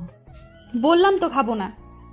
আমি এবার একরাশ বিরক্তি নিয়ে নিশার পাশে বসে প্লেট হাতে নিয়ে নিশার দিকে হাত বাড়িয়ে বললাম, হা করো। নিশা অবাক হয়ে আমার দিকে তাকালো। কি হলো, হা করতে বলেছি? নিশা আমার দিকে তাকিয়ে হা করলো। আমি তাকে খাওয়াতে লাগলাম। নিশার মনে হচ্ছে সে যেন স্বপ্ন দেখছে। এই মুহূর্তে সে আমাকে দেখছে। তার খুব ইচ্ছে এই মুহূর্তটাকে আগলে রাখার, ঘড়ির কাঁটাগুলো খুলে রাখার, যেন এই সময়টা এখানে আটকে যায়। আমি তাকে সারা জীবন এভাবেই যেন খাওয়াতে থাকি। কিন্তু সারা জীবন এভাবে খেলে তো সে মোটা হয়ে যাবে। আর মোটা হয়ে গেলে যদি আমি তাকে খাইয়ে না দিই তখন? না বাবা, সারা জীবন খাওয়ানোর কোনো দরকার নেই। নিশা ভাবছে আর খাবেই না। আর খাবো না। কেন? পেট ভরে গেছে। এই খাবারটা পুরোটা শেষ করতে হবে তোমার। বললাম তো আর খেতে পারবো না, আর একটু খেলে পেট পুরো ফুটে যাবে। এমএ শোনো, তোমাকে এখানে তুলে আনা হয়েছে। শ্বশুর বাড়ি আসো, নিচে আদর করে খাওয়ানো হবে। কিন্তু আপনি তো সেটাই করছেন। আমি থতমত খেয়ে গেলাম। কি বলবো বুঝতে পারছি না। প্লেট রেখে উঠে দাঁড়ালাম। তুমি খাও আর না খাও আমার কিছু যায় আসে না বলে সেখান থেকে চলে আসলাম। নিশা আমার যাওয়ার দিকে কিছুক্ষণ তাকিয়ে থেকে বেডিকে কম্বল গায়ে জড়িয়ে গুটিসুটি মেরে শুয়ে পড়ল। সকালে নেশার খুব তাড়াতাড়ি ঘুম ভেঙে গেল। নেশা আড়মোড়া ভেঙে উঠে রুম থেকে পা বাড়ালো বারান্দার দিকে। সকালের দৃশ্যটা কত সুন্দর হয়।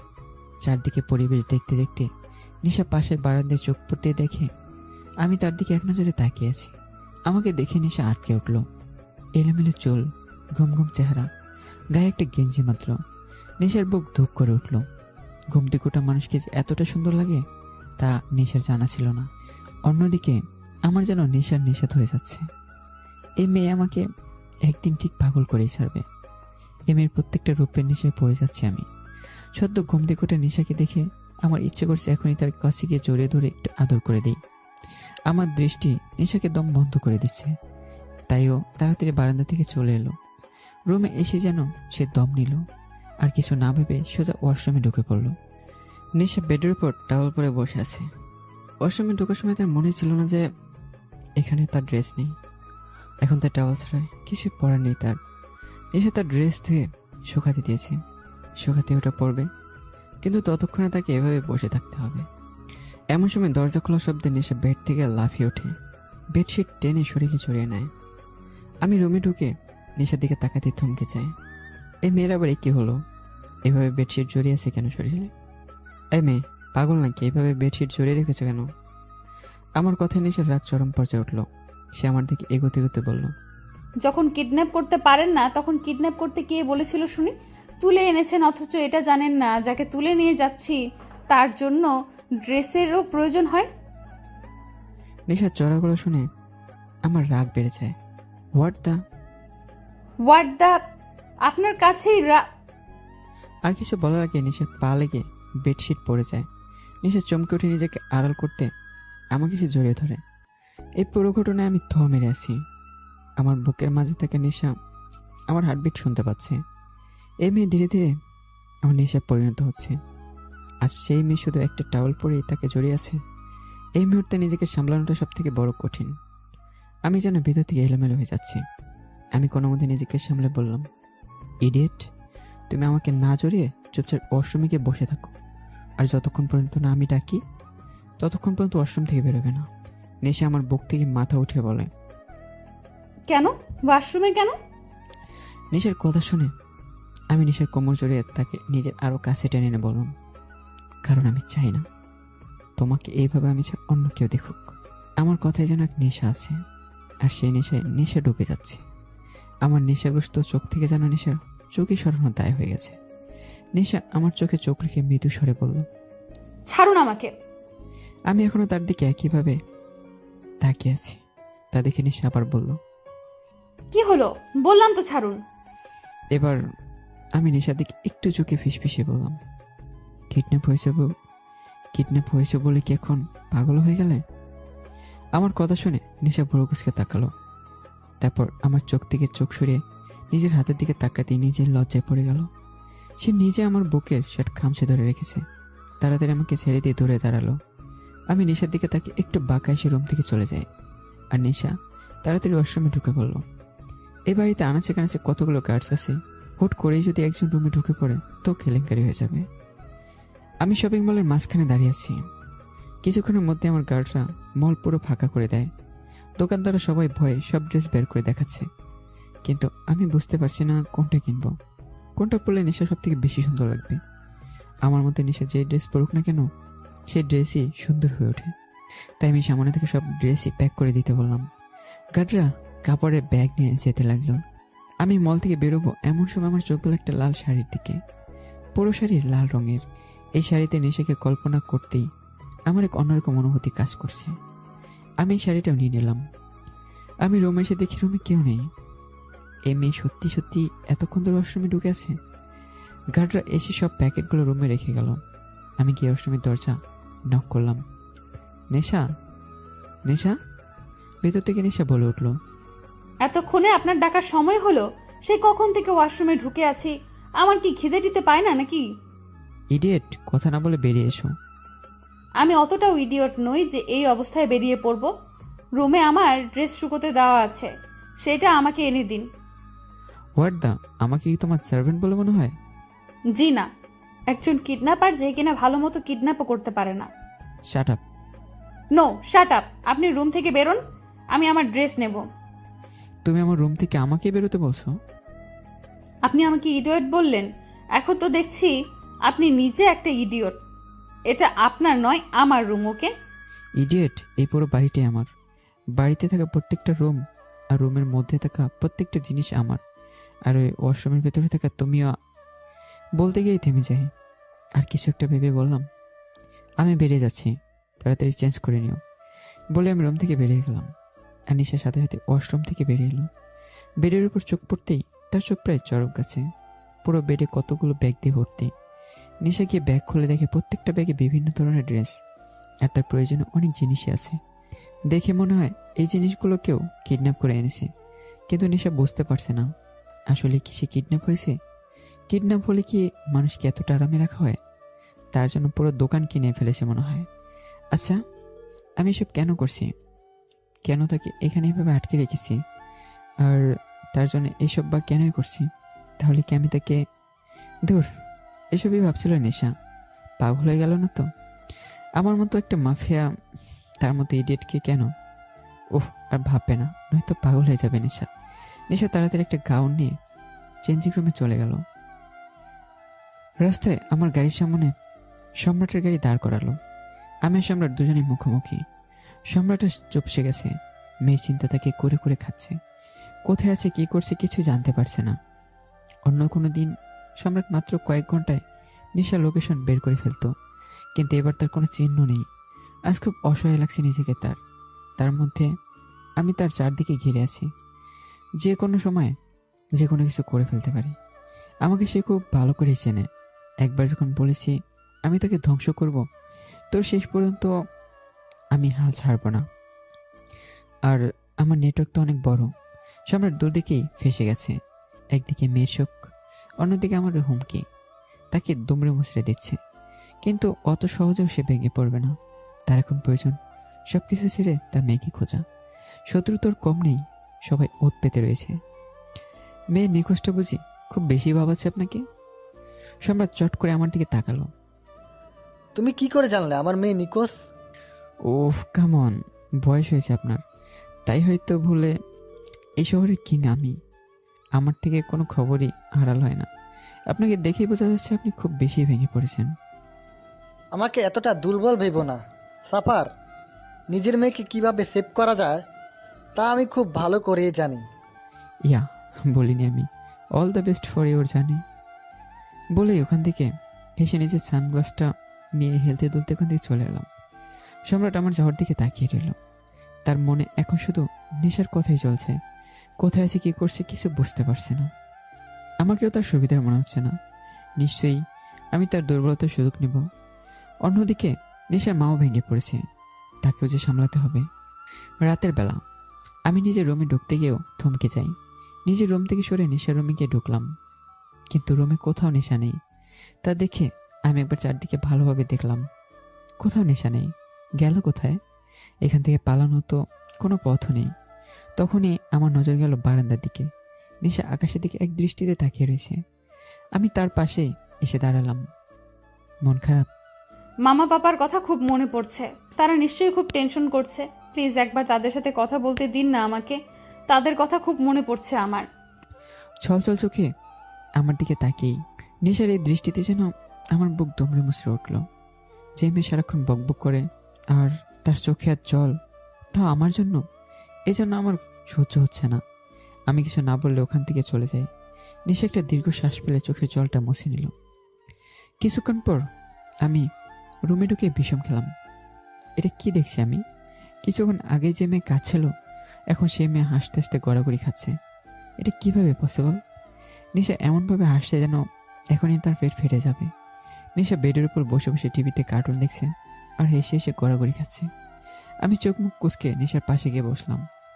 এতে নেশার যেন কোনো খেয়ালই নেই, সে তো হাসতেই ব্যস্ত। নেশা হাসতে হাসতে আমার শরীরে হুমড়ি খেয়ে পড়ছে। তা দেখে আমি রাগী গলায় বললাম, হে স্টপ ইট, ডোন্ট মুভ। আমার এই গর্জন শুনে নেশা চমকে উঠে মুখে আঙ্গুল দিয়ে চুপ করে বসে রইল। এইভাবে কেউ হাসে?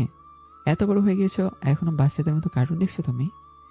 এই, আপনি আমাকে সব সময় এভাবে বকেন কেন বলুন তো? আমার কার্টুন দেখতে ভালো লাগে তাই দেখি। আপনার কি? Shut up. আর এই খাবারটা খেয়ে নাও। খাবো না। খাবে না মানে? খিদে নেই তাই খাবো না। ওকে, না খেও। আমি ভেবেছিলাম ডিনার করার পর এই চকলেটটা আমি তোমাকে দেব, কিন্তু এখন যখন তুমি ডিনার করবে না, তো চকলেটটা না হয় আমি অন্য কাউকে দিয়ে দেব। বলে উঠতে যাব, তার আগে নেশা আমার হাত চেপে ধরে। এত রাগ করছেন কেন? খাচ্ছি তো। এমনিতেও আমার খুব খিদে পেয়েছে। ও গুড গার্ল। বলে নেশাকে খাইয়ে দিতে লাগলাম। খাওয়া শেষে নেশা চকলেট খাচ্ছে আর বকবক করছে, আর আমি নেশার দিকে তাকিয়ে মুগ্ধ হয়ে তার বকবক শুনছি। আচ্ছা, আপনি আমাকে কিডন্যাপ করেছেন, কিন্তু আমি এর কোনো ফর্মুলাই দেখতে পাচ্ছি না। কাউকে কিডন্যাপ করলে তাকে চেয়ারে দড়ি দিয়ে বেঁধে রাখে, কিন্তু এখানে তো আমি কত আরামে আছি। কোনো কিডন্যাপ ভাবিনি। কেন, তুমি কি সত্যিকারে কিডন্যাপ হতে চাও নাকি? আসলে কি বলুন তো, কিডন্যাপ তো তাদেরই করে যারা স্পেশাল হয়, আর এখন আমিও কিডন্যাপ হয়েছি, মানে আমিও স্পেশাল। নিজেকে স্পেশাল মনে করার ফিলিং কি স্ট্রং, তাই না? তুমি কি কোনো কথাই সিরিয়াসলি নিতে পারো না? নেই তো। আমার স্বপ্নটাকে আমি অনেক সিরিয়াস ভাবে নেই। তোমার স্বপ্ন? তা কি স্বপ্ন তোমার? আমার স্বপ্ন কোনো একদিন এক রাজকুমার বাইকে চেপে এসে আমাকে নিয়ে যাবে। বাইকে চেপে? কিন্তু আমি যতদূর জানি রাজকুমার সবসময় ঘোড়ায় চেপে আসে। ওহো, ওটা তো সবার স্বপ্ন হয়। আমার স্বপ্ন আমার রাজকুমার বাইকে চেপে আসবে। এই সব বড় বড় গাড়ি, গার্ড, রেপুটেশন এসবের মধ্যে না। আমি দেবে গেছি।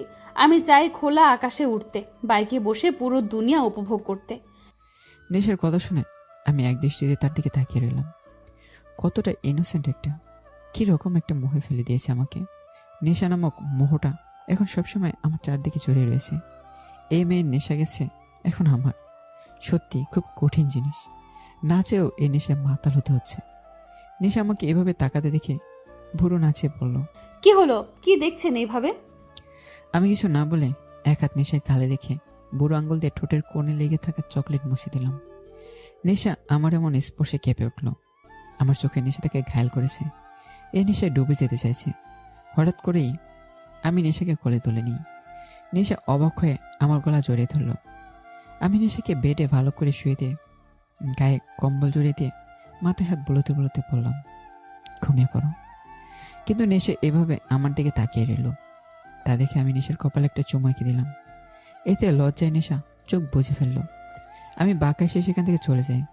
নেশা সে সকাল থেকে চেঁচাচ্ছে তার ওয়াশরুমে পানি নেই বলে, কিন্তু কেউ তার কথা কানে নিচ্ছে না। আমিও না জানি কি করছি যে সকাল থেকে নেশা রুমে যায়নি। নেশা এবার একটু রাগ করে রুমের বাইরে গেল। দরজার দুদিকে দুটো গার্ড দাঁড়িয়ে আছে। তাদের দেখে নেশা চেঁচিয়ে বলতে লাগলো, আপনার মালিকের কি কালো টাকার অভাব পড়েছে যে এখন কলের মধ্যে খরা দেখা দিয়েছে? কেন ম্যাডাম, কি হয়েছে? কি হয়েছে মানে? এতক্ষণ ধরে চেঁচাচ্ছে, শুনতে পাচ্ছেন না? Sorry madam, room sound proof. What? তাহলে এতক্ষণ ধরে যে আমি চেঁচালাম তা শুধুই ছিল? খামোখা মাথা ব্যথা ধরালাম। থুর, এত কথা বাদ। সাদ, এখন দেখুন আমার কলে পানি আসছে না কেন? ওকে ম্যাডাম, আমি দেখছি। একটা গার্ড চলে গেল। নিশা রুমে ঢোকার সময় পাশের রুমের দরজা খোলা দেখলো, ভিতরে কেউ নেই মনে হচ্ছে। এই সুযোগে নিশা নিজের কাপড় নিয়ে পাশের রুমে চলে গেল। রুমে কেউ নেই। নিশা একটা স্বস্তির নিঃশ্বাস ফেলে ওয়াশরুমে ঢুকে পড়ল। দরজা নক করে সামনে তাকাতে নিশা চোখ চড়ক গেছে। সামনে একজন দানব খালি গায়ে একটা প্যান্ট পরা অবস্থায় শাওয়ারে ভিজছে। সাফারের ভেজা বুক দেখে নিশা স্তব্ধ। আমি কিছুটা অবাক হলাম নিশাকে আমার ওয়াশরুমে দেখে। ওয়াশরুমে ঢুকলে যে দরজা নক দিতে হয় সেই ম্যানারটাও কি আপনি জানেন না? জানি, কিন্তু ম্যানার ভুলে যাওয়ার ফল যে এতটা মধুর সেটা জানা ছিল না। বলে আমি নিশার দিকে এগোতে লাগলাম। আমাকে এগোতে দেখে নিশা কাঁপতে লাগলো। মানে? নিশা তাড়াতাড়ি বাইরে যাওয়ার জন্য দরজার লক খুলতে যাবে, তার আগে আমি নেশার হাতে হ্যাঁচকা টান মেরে কোলে তুলে নিই। নেশা অবাক চোখে আমার দিকে তাকিয়ে রইল। আমি নেশাকে শাওয়ারে নিচে এনে নামিয়ে দিই। নেশা মৃদু স্বরে বলল, কি করছেন? নেশা ঠোঁটে আঙ্গুল দিয়ে তাকে চুপ করে দিই। নেশার কোমর জড়িয়ে ধরে তাকে টেনে নিজের শরীরের সাথে মিশিয়ে নিলাম। নেশা গালে লেপটে থাকা ভেজা চুলগুলো বেয়ে চুলে পড়া মুষলধারায় পানিগুলোর মাঝে আমার ধীরে ধীরে ডুবছে। নেশা স্নিগ্ধ ঠোঁটে বেয়ে যাওয়া পানিগুলো যেন আমাকে খুব বেশি টানছে। কি আছে এই মেয়ের মধ্যে? কত মেয়ে তো এর আগে আমার পিছে ঘুরলো, কত মেয়ে ওয়েস্টার্ন ড্রেস পরে আমাকে আকর্ষিত পাওয়ার জন্য নুয়ে পড়েছিল, কিন্তু আমি একবারের জন্য তাদের দিকে ফিরেও তাকাইনি। তারা কোনোভাবে আমাকে তাদের মোহে ফেলতে পারেনি। কিন্তু এই মেয়ে, এই সাধারণ মেয়েটার মধ্যে কি এমন আছে যাতে আমি বারবার নেশাগ্রস্ত হচ্ছি, মাতাল হয়ে যাচ্ছে এই নেশায়। আমি কিছু খুঁজে পাচ্ছি না এই মাতাল হওয়ার নেশাটা আসলে কি। আমি নেশার গালে হাত রাখলাম। নেশা কেঁপে উঠল। আমার এমন মাতাল করার দৃষ্টিতে সে নিজেই মাতাল হয়ে যাচ্ছে।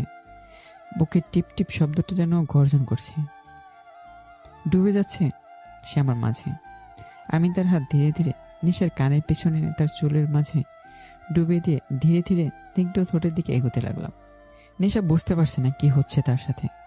আমি তার ঠোঁটের কাছাকাছি আসতে সে মুখ ফিরে নিল। আমি থমকে যাই। আমার ঠান্ডা লাগছে। নেশার কথা শুনে আমি নেশার থেকে দৌড়ে গিয়ে অন্যদিকে ঘুরে দাঁড়ালাম। নেশা সেখান থেকে চলে আসতে যাবে, তার আগে আমি নেশার হাত ধরে ফেলি। কোথায় যাচ্ছ? আমার রুমে। আমি নেশার হাতে হ্যাঁচকা টান মেরে নিজের কাছে নিয়ে দাঁতে দাঁত চেপে বললাম, ইডিয়েট, এই অবস্থায় বাইরে মেরে ফেলবো। এখানে চেঞ্জ করে নাও, আমি বাইরে ওয়েট করছি। বলে আমি বাইরে বেরিয়ে এলাম। নেশা আমার যাওয়ার দিকে তাকিয়ে রইল। নেশা পুরো রুম পায়চারি করছে। আর সারাদিন আমি তার সাথে দেখা করতে চাইনি। গাড়ি সে খাবার দিয়ে গেছে। এত রাত হলো তবুও একবারের জন্য আমি যাইনি। নেশা যেন আমাকে দেখার জন্য পাগল হয়ে গেছে। আচ্ছা, ওকে কি একবারও দেখার ইচ্ছা হয়নি আমার? কেন একবারও তাকে দেখতে গেলাম না? নেশা থাকতে পারছে না। থাকতে না পারে রুম থেকে বেরিয়ে গেল। গার্ডদের আমার কথা জিজ্ঞেস করলেই তারা নিচে যেতে বলল। নেশা ধীরে ধীরে ডাইনিং রুমের দিকে এগোতে লাগলো। সেখানে গিয়ে যে দেখলো, তাতে নেশা স্তব্ধ হয়ে গেল। আমার সামনে একজন ক্ষত বিক্ষত হয়ে পড়ে আছে, আর আমার হাতে থাকা গান দিয়ে এখনো ধোয়া বেরোচ্ছে। গার্ডরা এসে লাশটাকে নিয়ে চলে গেল। নেশা দাঁড়িয়ে রইল।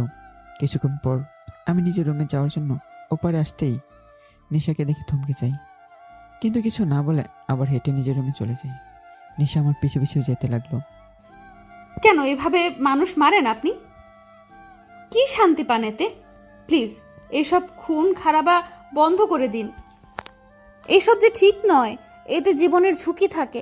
কেন এত রিস্ক নিয়ে এসব কাজ করেন? প্লিজ এইসব কাজ ছেড়ে দিন, প্লিজ। আর কিছু বলার আগেই আমি রেগে নেশাকে দেয়ালের সাথে শক্ত করে চেপে ধরি। কোন অধিকারে আমাকে এসব কথা বলছো তুমি? সে মেয়ে কোন অধিকারে?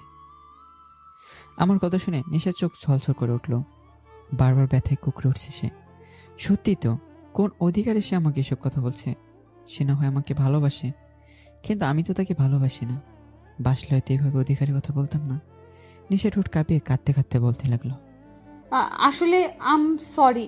সত্যি তো, আপনার উপর তো আমার কোনো অধিকার নেই। আমি কে আপনাকে এসব কথা বলার? আর কখনো এমন হবে না। কথাটা শেষ হবার আগেই আমি নেশার ঠোঁট দখল করে নিই। নেশার ঠোঁটের উপর যেন সব রাগ ঝাড়তে লাগলাম। নেশা ব্যথায় কুঁকড়ে গেল। আমাকে নিজে থেকে সরানোর চেষ্টায় বারবার বিফল হচ্ছে। ধীরে ধীরে আমি রাগ কমে ভালোবাসার সাথে নেশাতে ডুবতে লাগলাম। ভালোবাসার চাদরে জড়িয়ে নিতে লাগলাম নেশাকে। নেশাও যেন আমাকে ভালোবাসার কাছে হেরে যাচ্ছে, ডুবে যাচ্ছে আমার মাঝে। নেশার দু হাতে আমার বুকের সাথে খামচে ধরল। ভালোবাসার স্পর্শে ভরিয়ে দিতে লাগলাম নেশাকে। নেশা হঠাৎই আমাকে ধাক্কা মেরে সরিয়ে দেয়। আকস্মিত ঘটনায় আমি দু কদম পিছিয়েই নিজেকে সামলে নিয়ে নেশা দিকে অগ্নিদৃষ্টি নিক্ষেপ করলাম। নেশা কাঁদতে কাঁদতে নিজের রুমে চলে গেল। আলমারি থেকে ব্যাগ বের করে কাপড় প্যাক করতে লাগলো। সে আর এই মুহূর্তে এখানে থাকবে না। সে ভেবেছিল আমি তো তাকে ভালোবাসি আর সেজন্যই তাকে আটকে রেখেছি, কিন্তু সে সম্পূর্ণই ভুল। যদি আমি তাকে ভালোই বাসতাম তাহলে আজ এভাবে অধিকারের কথা বলতে পারতাম না। আমার উপর যে তার কোনো অধিকার নেই সে খুব ভালো করে বুঝে গেল। সে একটা আশা নিয়ে এখানে ছিল যে হয়তো আমি তাকে ভালোবাসি, কিন্তু আজ সেটা প্রমাণ হয়ে গেল আমি তাকে ভালোবাসি না। তাহলে সে এখানে কিসের জন্য থাকবে? এই মুহূর্তে সে আর এখানে থাকবে না, এক্ষুনি চলে যাবে। কিন্তু ব্যাগ গোছাচ্ছে কেন? ও কি শ্বশুর বাড়ি থেকে বাপের বাড়ি চলে যাচ্ছে যে ও ব্যাগ গোছানো শুরু করেছে? সে তো কিডন্যাপ হয়েছে, আর এখন সে এখান থেকে চলে যাচ্ছে। তা ব্যাগ গুছিয়ে কি করবে ও? তোর ব্যাগ বেডের উপর ছুঁড়ে ফেলে রুম থেকে বেরোনোর জন্য দরজা খুলতে যাবে, তার আগেই আমি রুমে এসে দরজা লাগিয়ে নিশার দরজাতে শক্ত করে চেপে ধরলাম। কোথায় যাচ্ছ? আমি বাড়ি যাব। এখানে তোমাকে সুবিধে দিয়ে রেখেছি বলে ভেবো না যে যা খুশি তাই করতে পারবে। এখানে আমার ইচ্ছে ছাড়া তুমি এক পা বাইরে যেতে পারবে না। আমি কিছু শুনতে চাই না। আমি বাড়ি যাব মানে যাব। আমি আর এখানে থাকবো না। বললাম তো তুমি যেতে পারবে না, আমি যেতে দেবো না। কেন কেন আমাকে আটকে রেখেছেন বলবেন প্লিজ? আমি জানতে চাই আমাকে এখানে কেন আটকে রাখা হয়েছে। কি করেছি আমি? কেন আমাকে এখানে বন্দি হয়ে আছি? কেন আমি এখানে বন্দি হয়ে আছি? কিছুক্ষণ আগেও ভেবেছিলাম হয়তো আপনার মনে আমার জন্য একটু হলেও ফিলিংস আছে। সেই ফিলিংসটার লোভেই তো এখানে ছিলাম। আপনার প্রতি সফট কর্নার ছিল বলেই কিডন্যাপ হওয়ার পরেও এখানে কত সহজভাবে থেকেছি আমি। কিন্তু এখন সবটা ক্লিয়ার হয়ে গেল। আমার অনুভূতিটাই তুচ্ছ ছিল। আমার আপনার কোনো অনুভূতি নেই। আমি খামোখা এত দূর ভেবেছিলাম। আপনার উপর আমার কোনো অধিকার নেই, তাই এখানে থাকারও কোনো মানে হয় না। এখন যদি মেরেও ফেলেন তাও আমি এখানে থাকবো না। আমি বাড়ি যাব, আর এক্ষুনি যাব। নেশা কথা বলেই যাচ্ছে আর আমি এক দৃষ্টিতে নেশার দিকে তাকিয়ে আছি। নেশার কথাগুলো আমার বুকের বাঁ পাশে গিয়ে বেঁধেছে। আমি কিছু না বলে নেশাকে আমার বুকের সাথে জড়িয়ে নিলাম। নেশা স্তব্ধ হয়ে গেল। নেশার কথা শুনে আমি বাঁকা এসে আবার তাকে জড়িয়ে ধরলাম। তুমি ইডিয়েট, অনেক বড় ইডিয়েট। কিন্তু ইডিয়েট হলো তুমি শুধু আমার। আমি আমার এই ইডিয়েটকে ভালোবাসি আর এই ইডিয়েটকেই চাই, বুঝেছ? আমার কথা শুনে নেশা ফিক করে এসে আমার পেছন থেকে জড়িয়ে ধরল। আমি আরো শক্ত করে নেশাকে জড়িয়ে ধরলাম। কতদিন ধরে এই অপেক্ষায় ছিলাম। নেশাকে বুকে নেওয়ার লোভটা সে প্রথম রাতেই হয়েছিল, যেদিন সে গাড়িতে আমার বুকের মাঝে ঘুমিয়েছিল। সেই থেকে আমি বারবার আমার বুকে নেশাকে চেয়েছি। আজ তাকে নিজের বুকে পেয়ে যেন আমার বুকে শান্তির হিমেল বাতাস বয়ে গেল। কখনো আমি নেশাকে আমার বুক থেকে সরতে দেব না, কখনোই না। এভাবেই বুকে জড়িয়ে রাখবো। পরের দিন আমি নেশা দুজনে একসাথে খুনসুটিতে কাটিয়ে দিলাম। নেশা আজ আমাকে বাইরে যেতে দেয়নি। সারাদিন বকবক করে আমার কান পাকিয়ে ফেলেছে। মাঝে মাঝে আমি ধমক দিয়ে তাকে থামিয়ে দিলেও তা শুধু ক্ষণিকের জন্যই। কিছুক্ষণ পর আবার শুরু হয়ে যায়। রাতে আমি খাবার আনতে বাইরে যাই। খাবার নিয়ে রুমে আসতেই আমি থা হয়ে দাঁড়িয়ে পড়ি। নেশা একটা লাল ব্লাউজ আর পেটিকোট পরে সে লাল শাড়িটা নিজের শরীরে শুধু পেঁচাচ্ছে। আমাকে দেখেই নেশা শাড়িতে নিজের শরীর ডেকে নিল। এই আপনাকে কতবার বলেছি আমার রুমে নক করে আসবেন? নেশার কথা শুনে আমার রাগ মাথায় উঠল। আমি আমার বাড়িতে কোথায় নক করে যাব, কোথায় না যাব তোমাকে বলতে হবে? আর তুমি এখন শাড়ি পরছো কেন? বাইরে যাব তাই। বাইরে যাবে মানে? অত কথা বাদ দিন, আর আপনি বাইরে যান, আমি শাড়ি পরবো। আমি কিছু না বলে হাত থেকে ট্রেটা টেবিলে রেখে দিয়ে নেশার দিকে এগিয়ে গেলাম। কি হলো? আপনাকে বাইরে যেতে বললাম আর আপনি এগিয়ে আসছেন কেন? চুপ। নেশা ট্রেটা আঙ্গুল দিয়ে তাকে চুপ করে দিয়ে তার হাত থেকে আঁচলটা টেনে নিলাম। নেশা দু হাতে নিজেকে ঢাকার চেষ্টায় ব্যস্ত হয়ে পড়ল। আমি এদিকে কোনো খেয়াল না করে নেশাকে শাড়ি পরাতে লাগলাম। শাড়ি পরানোর সময় অনেকবার আমার হাত নেশার শরীর ছুঁয়ে যাচ্ছে, তাতে নেশা বারবার কেঁপে উঠছে। আমি কুচি ধরে নেশার কোমরে ঘষে দেই। প্রায় অনেকক্ষণ পর আমি নেশাকে শাড়িটা পরিয়ে দূরে গিয়ে নেশাকে দেখতে লাগলাম। নেশা কোমরে হাত দিয়ে ছোট ছোট চোখে আমাকে দেখতে লাগলো। আমি নেশার এই দৃষ্টি দেখে বললাম, কি হলো, এভাবে কি দেখছো? নেশা আমার কথা শুনে আমার দিকে তেড়ে এলো। এই সত্যি করে বলুন, এর আগে কয়টা মেয়েকে আপনি শাড়ি পরিয়েছেন? মানে কি? মানে আপনি এত সুন্দর করে শাড়ি পরানো কোথা থেকে শিখলেন? নিশ্চয়ই এর আগে কোনো মেয়েকে এইভাবে শাড়ি পরিয়েছেন। আমি কোনো মেয়েকে কেন শাড়ি পরাতে যাব? যেই কারণে আমাকে পরালেন। তোমার সাথে অন্য কারোর তুলনা তুমি কেন করছো? করতে হচ্ছে। আপনি বলুন, আপনি সুন্দর করে শাড়ি পরানো কোথায় শিখলেন? আমি জানতাম তুমি শাড়ি পরতে পারো না, তাই শাড়িটা যখন তুমি পরবে তখন যে তোমাকে হেল্প করতে হবে তা খুব ভালো করেই জানতাম, তাই ইন্টারনেট থেকে আগেই শিখে রেখেছি। সত্যি? তো ও সরি।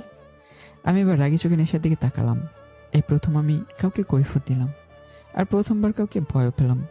আমি নেশা রাস্তার ধার ঘেঁষে হাঁটছি। আমি বারণ করার পরও নেশা কোনো বাধা মানেনি। তার নাকি ঘরের মধ্যে বসে থাকতে দম বন্ধ হয়ে আসছে। সে আজ বাইরে পরিবেশ অনুভব করবে, তাই না চাওয়া সত্ত্বেও আমি নেশাকে সাথে নিয়ে বেরোতে হলো। নেশা আইসক্রিম খাচ্ছে আর বকবক করছে। আমি চুপচাপ তার কথা শুনছি।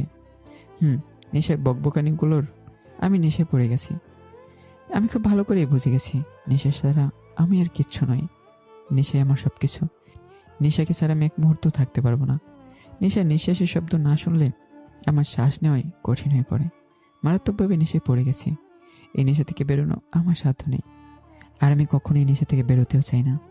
আমি নেশার দিকে তাকিয়ে এসে ভাবছিলাম, তখনই কিছু গার্ড এসে আমাদের দুজনকে ঘিরে ফেলে।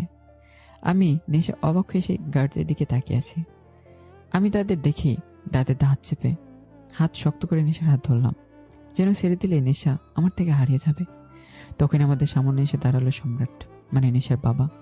নেশার বাবাকে দেখে নেশার চোখ জলজল করে উঠল।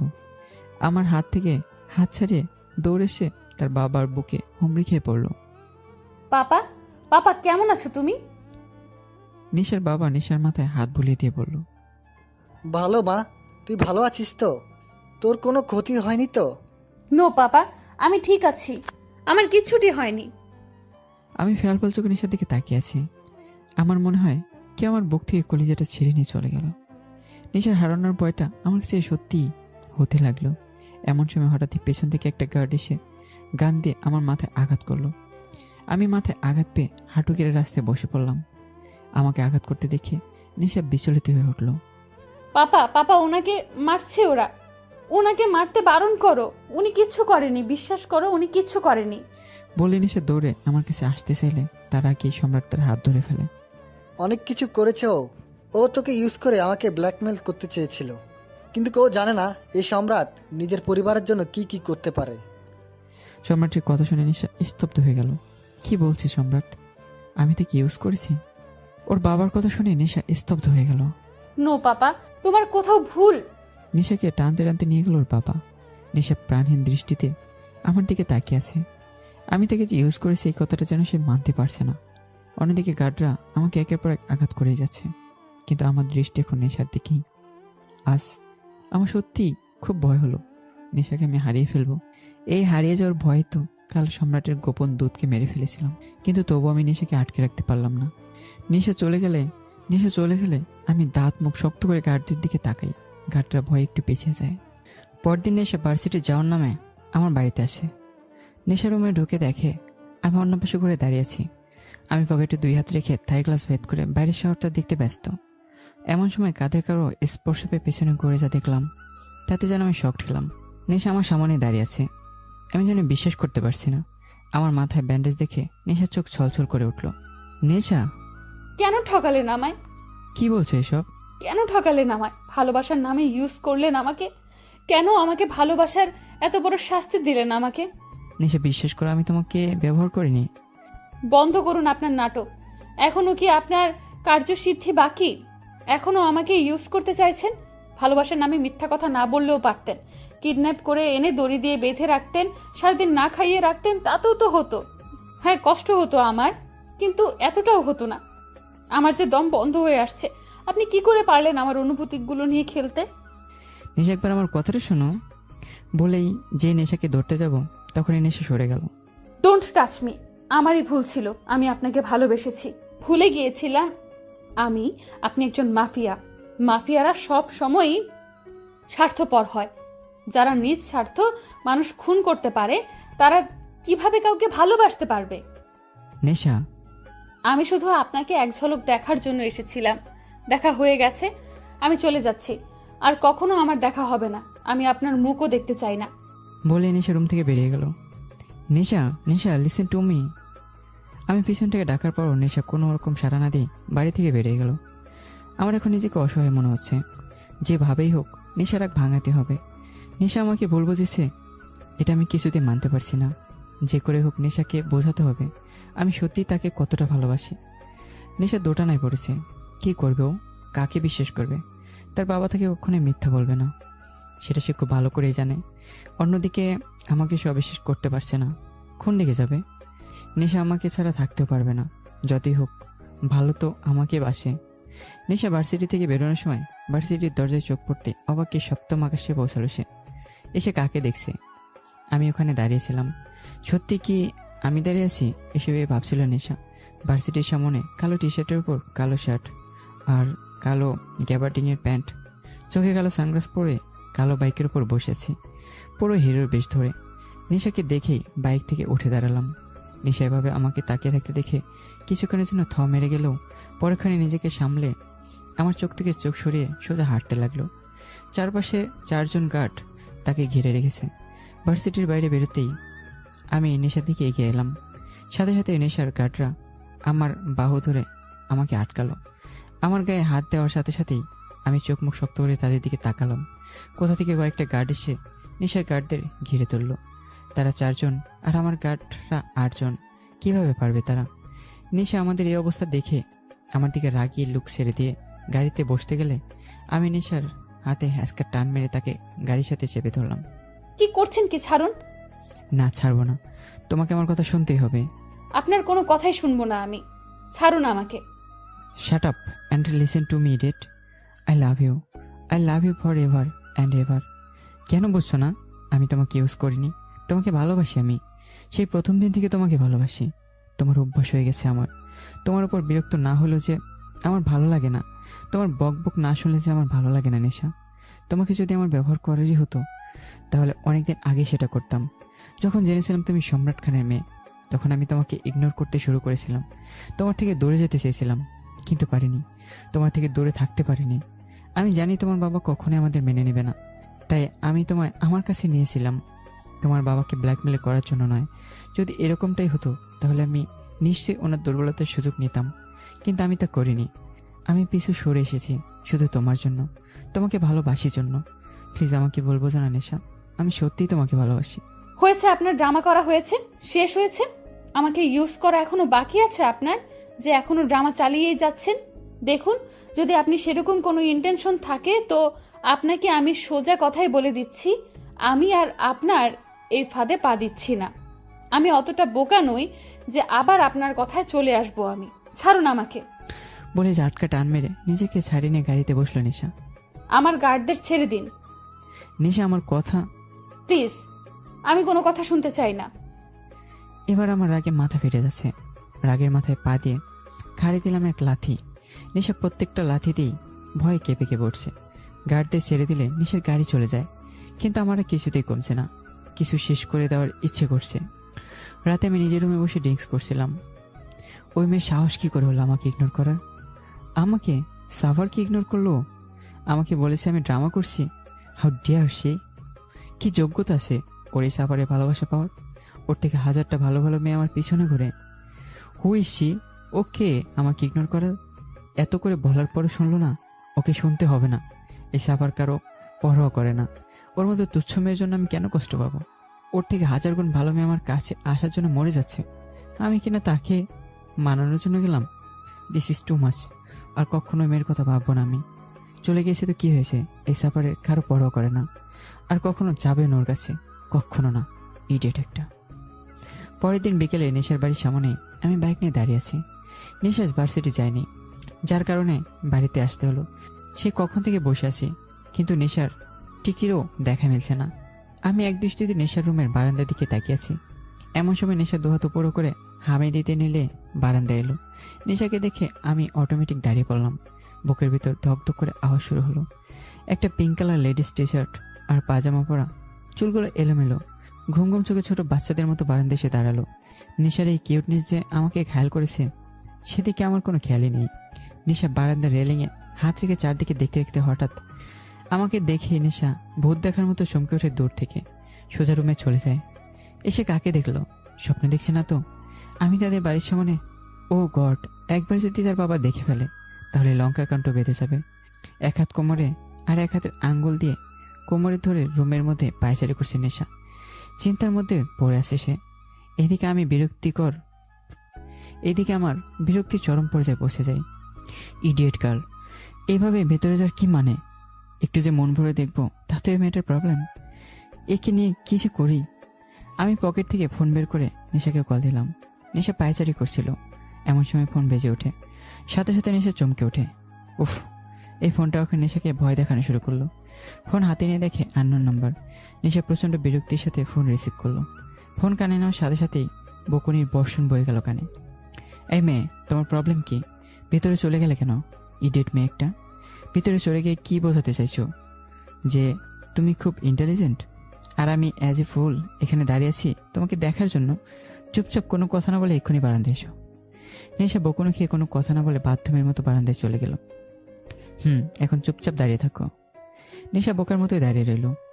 আর আমি আমার নেশাকে মন ভরে দেখতে লাগলাম। এই পিসিটা কি না এখন আমার নেশা? ভাবা যায় যেই সাপোর্ট কখনো কারো তোয়াক্কা করতো না, আর সে কিনা একটা পিচ্চির জন্য এখানে দাঁড়িয়ে আছে।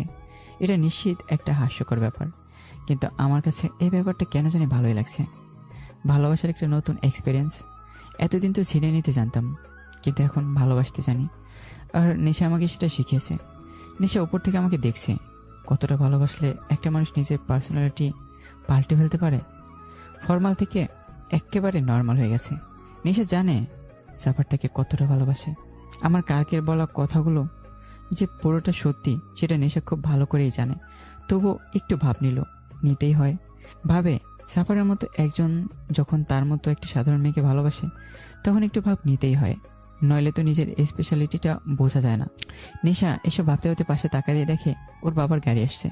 নেশা চোখ বড় বড় করে আমার দিকে তাকায়, বারবার ইশারায় আমাকে চলে যেতে বলছে, কিন্তু আমার সেদিকে কোনো খেয়ালই নেই।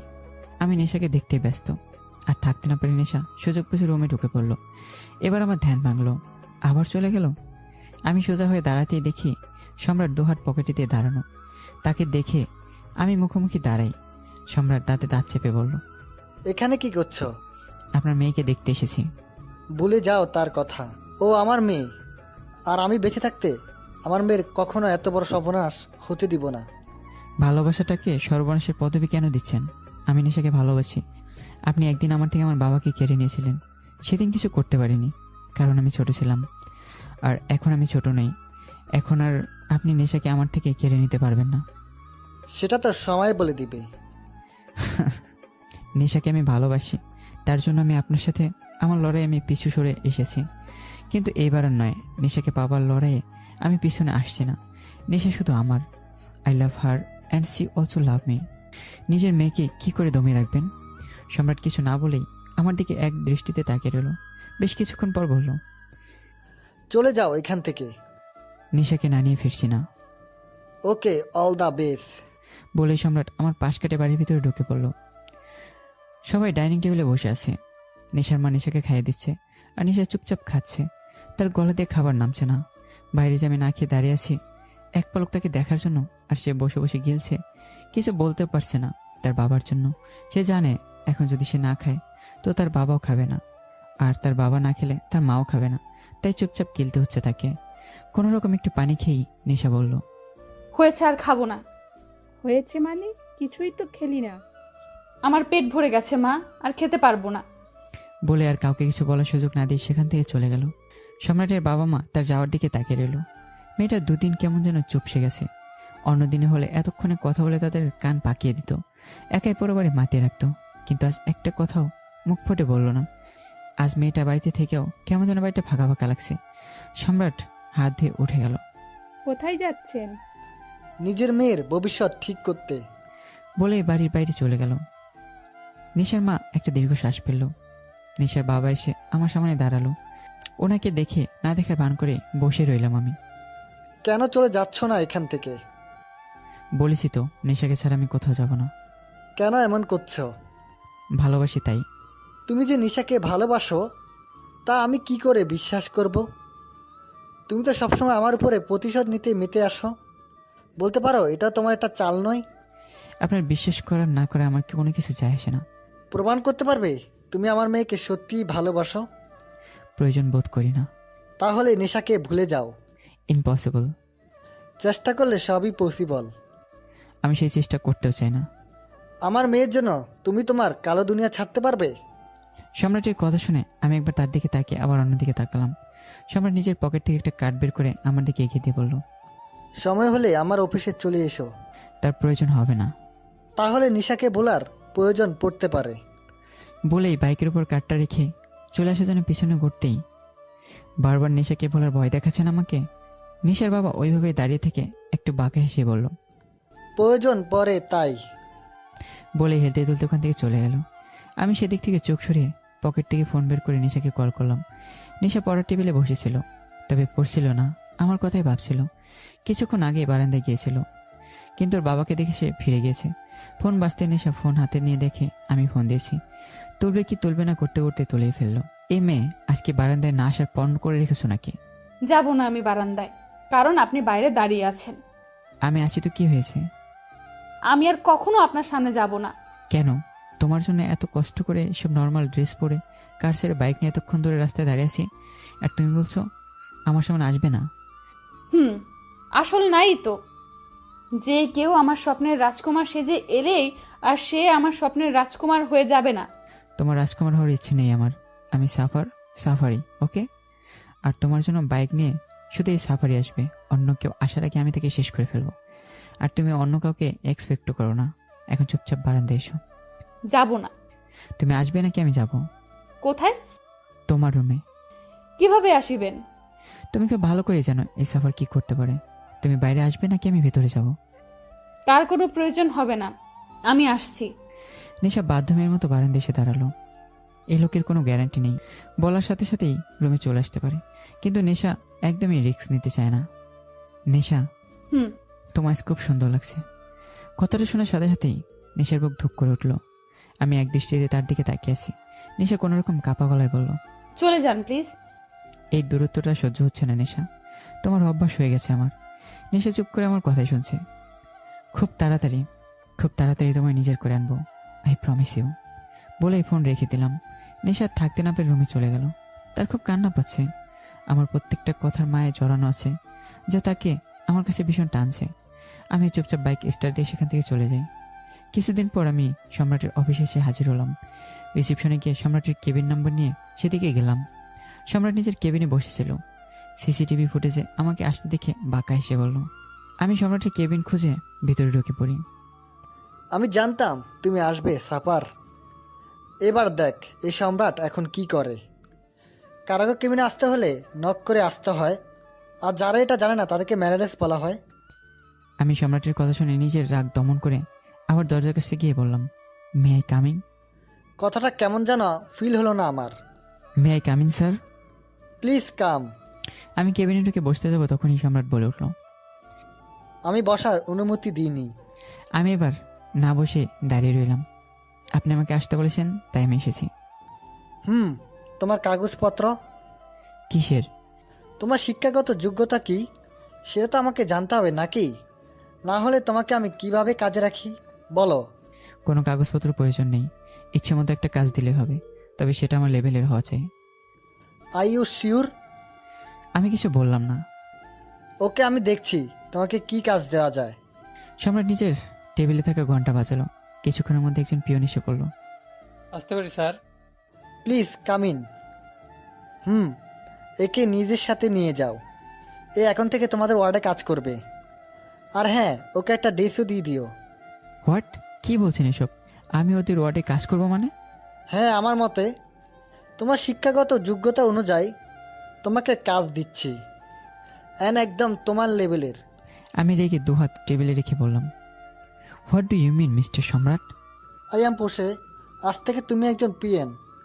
অনেকদিন ধরে আমি সম্রাটের অফিসে পিয়নের কাজ করি। একই তো, আমি সব কাজে অভ্যস্ত নেই। তার উপর আবার আমার নিজের রাগের উপর কন্ট্রোল নেই, তাই যখন তখন কিছু কাজে ভুল আর কেউ তাকে সেটার জন্য কথা শোনায়। সেদিন লোকের দিন, তাই যখন আমার কোনো কাজে ভুল আর কেউ আমাকে সেটার জন্য কথা শোনায়, সেদিন সেই লোকের দিন খুব খারাপ হয়। কারণ আমি হয় তার নাক ফাটাই, তা না হয় মাথা ফাটায়। কি আর করা, একজন মাফিয়া যখন ভালো মানুষের জগতে, তখন এমনটা হয় স্বাভাবিক। সম্রাট আমার এসব ব্যবহারে আমার সামনে স্ট্রিক্ট থাকলেও ও নিজের কেবিনে এসে একা একা ঠিকই হেসে কোপকাত হয়।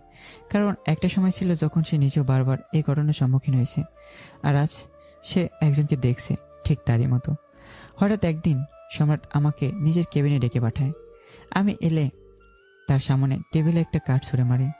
আমি কার্ডটা হাতে নিয়ে বললাম, হোয়াট ইজ দিস? বিয়ের কার্ড। বিয়ের কার্ড? কার? নিশার। হোয়াট?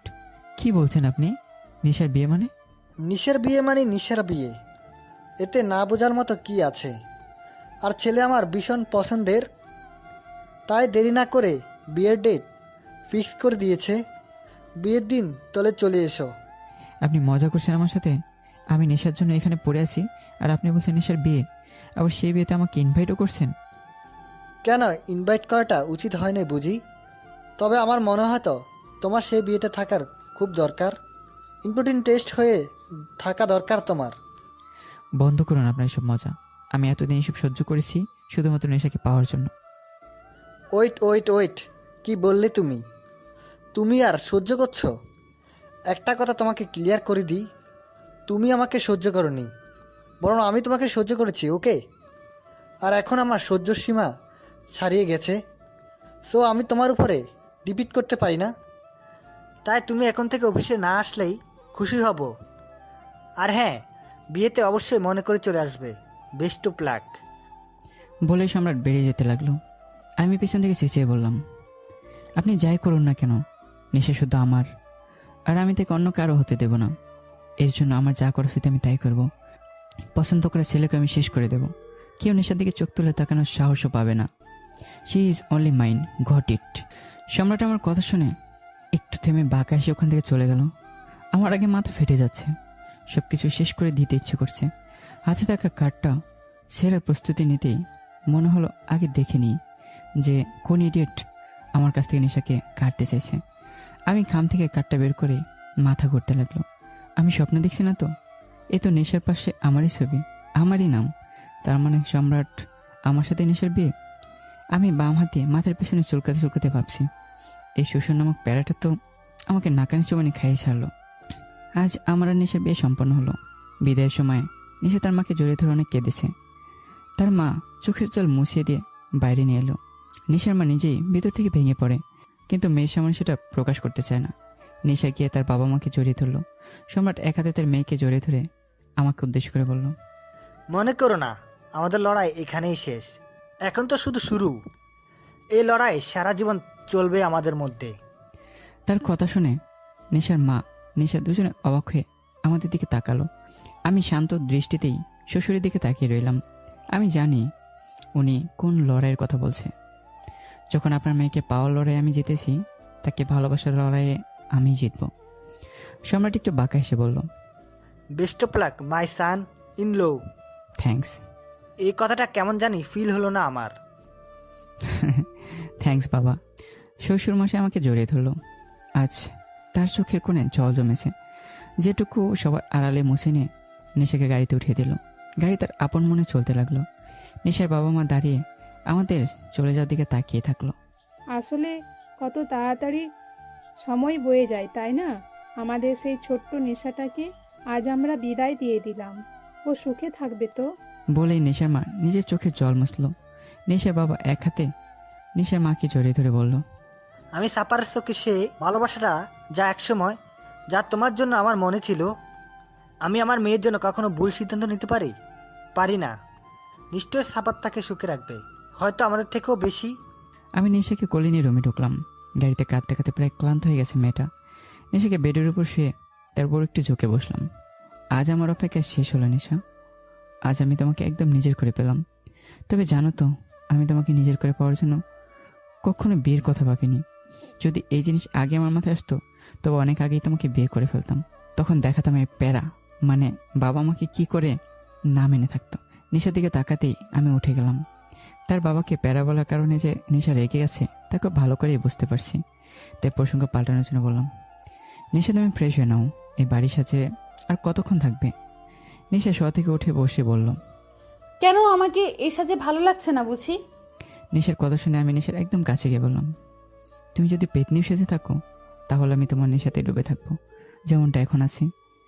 নিশা আমার কথা শুনে কিছুক্ষণ চুপ থেকে রেগে আমার বুকে মারতে মারতে বলল, ইউ আমাকে পেতনি বললেন?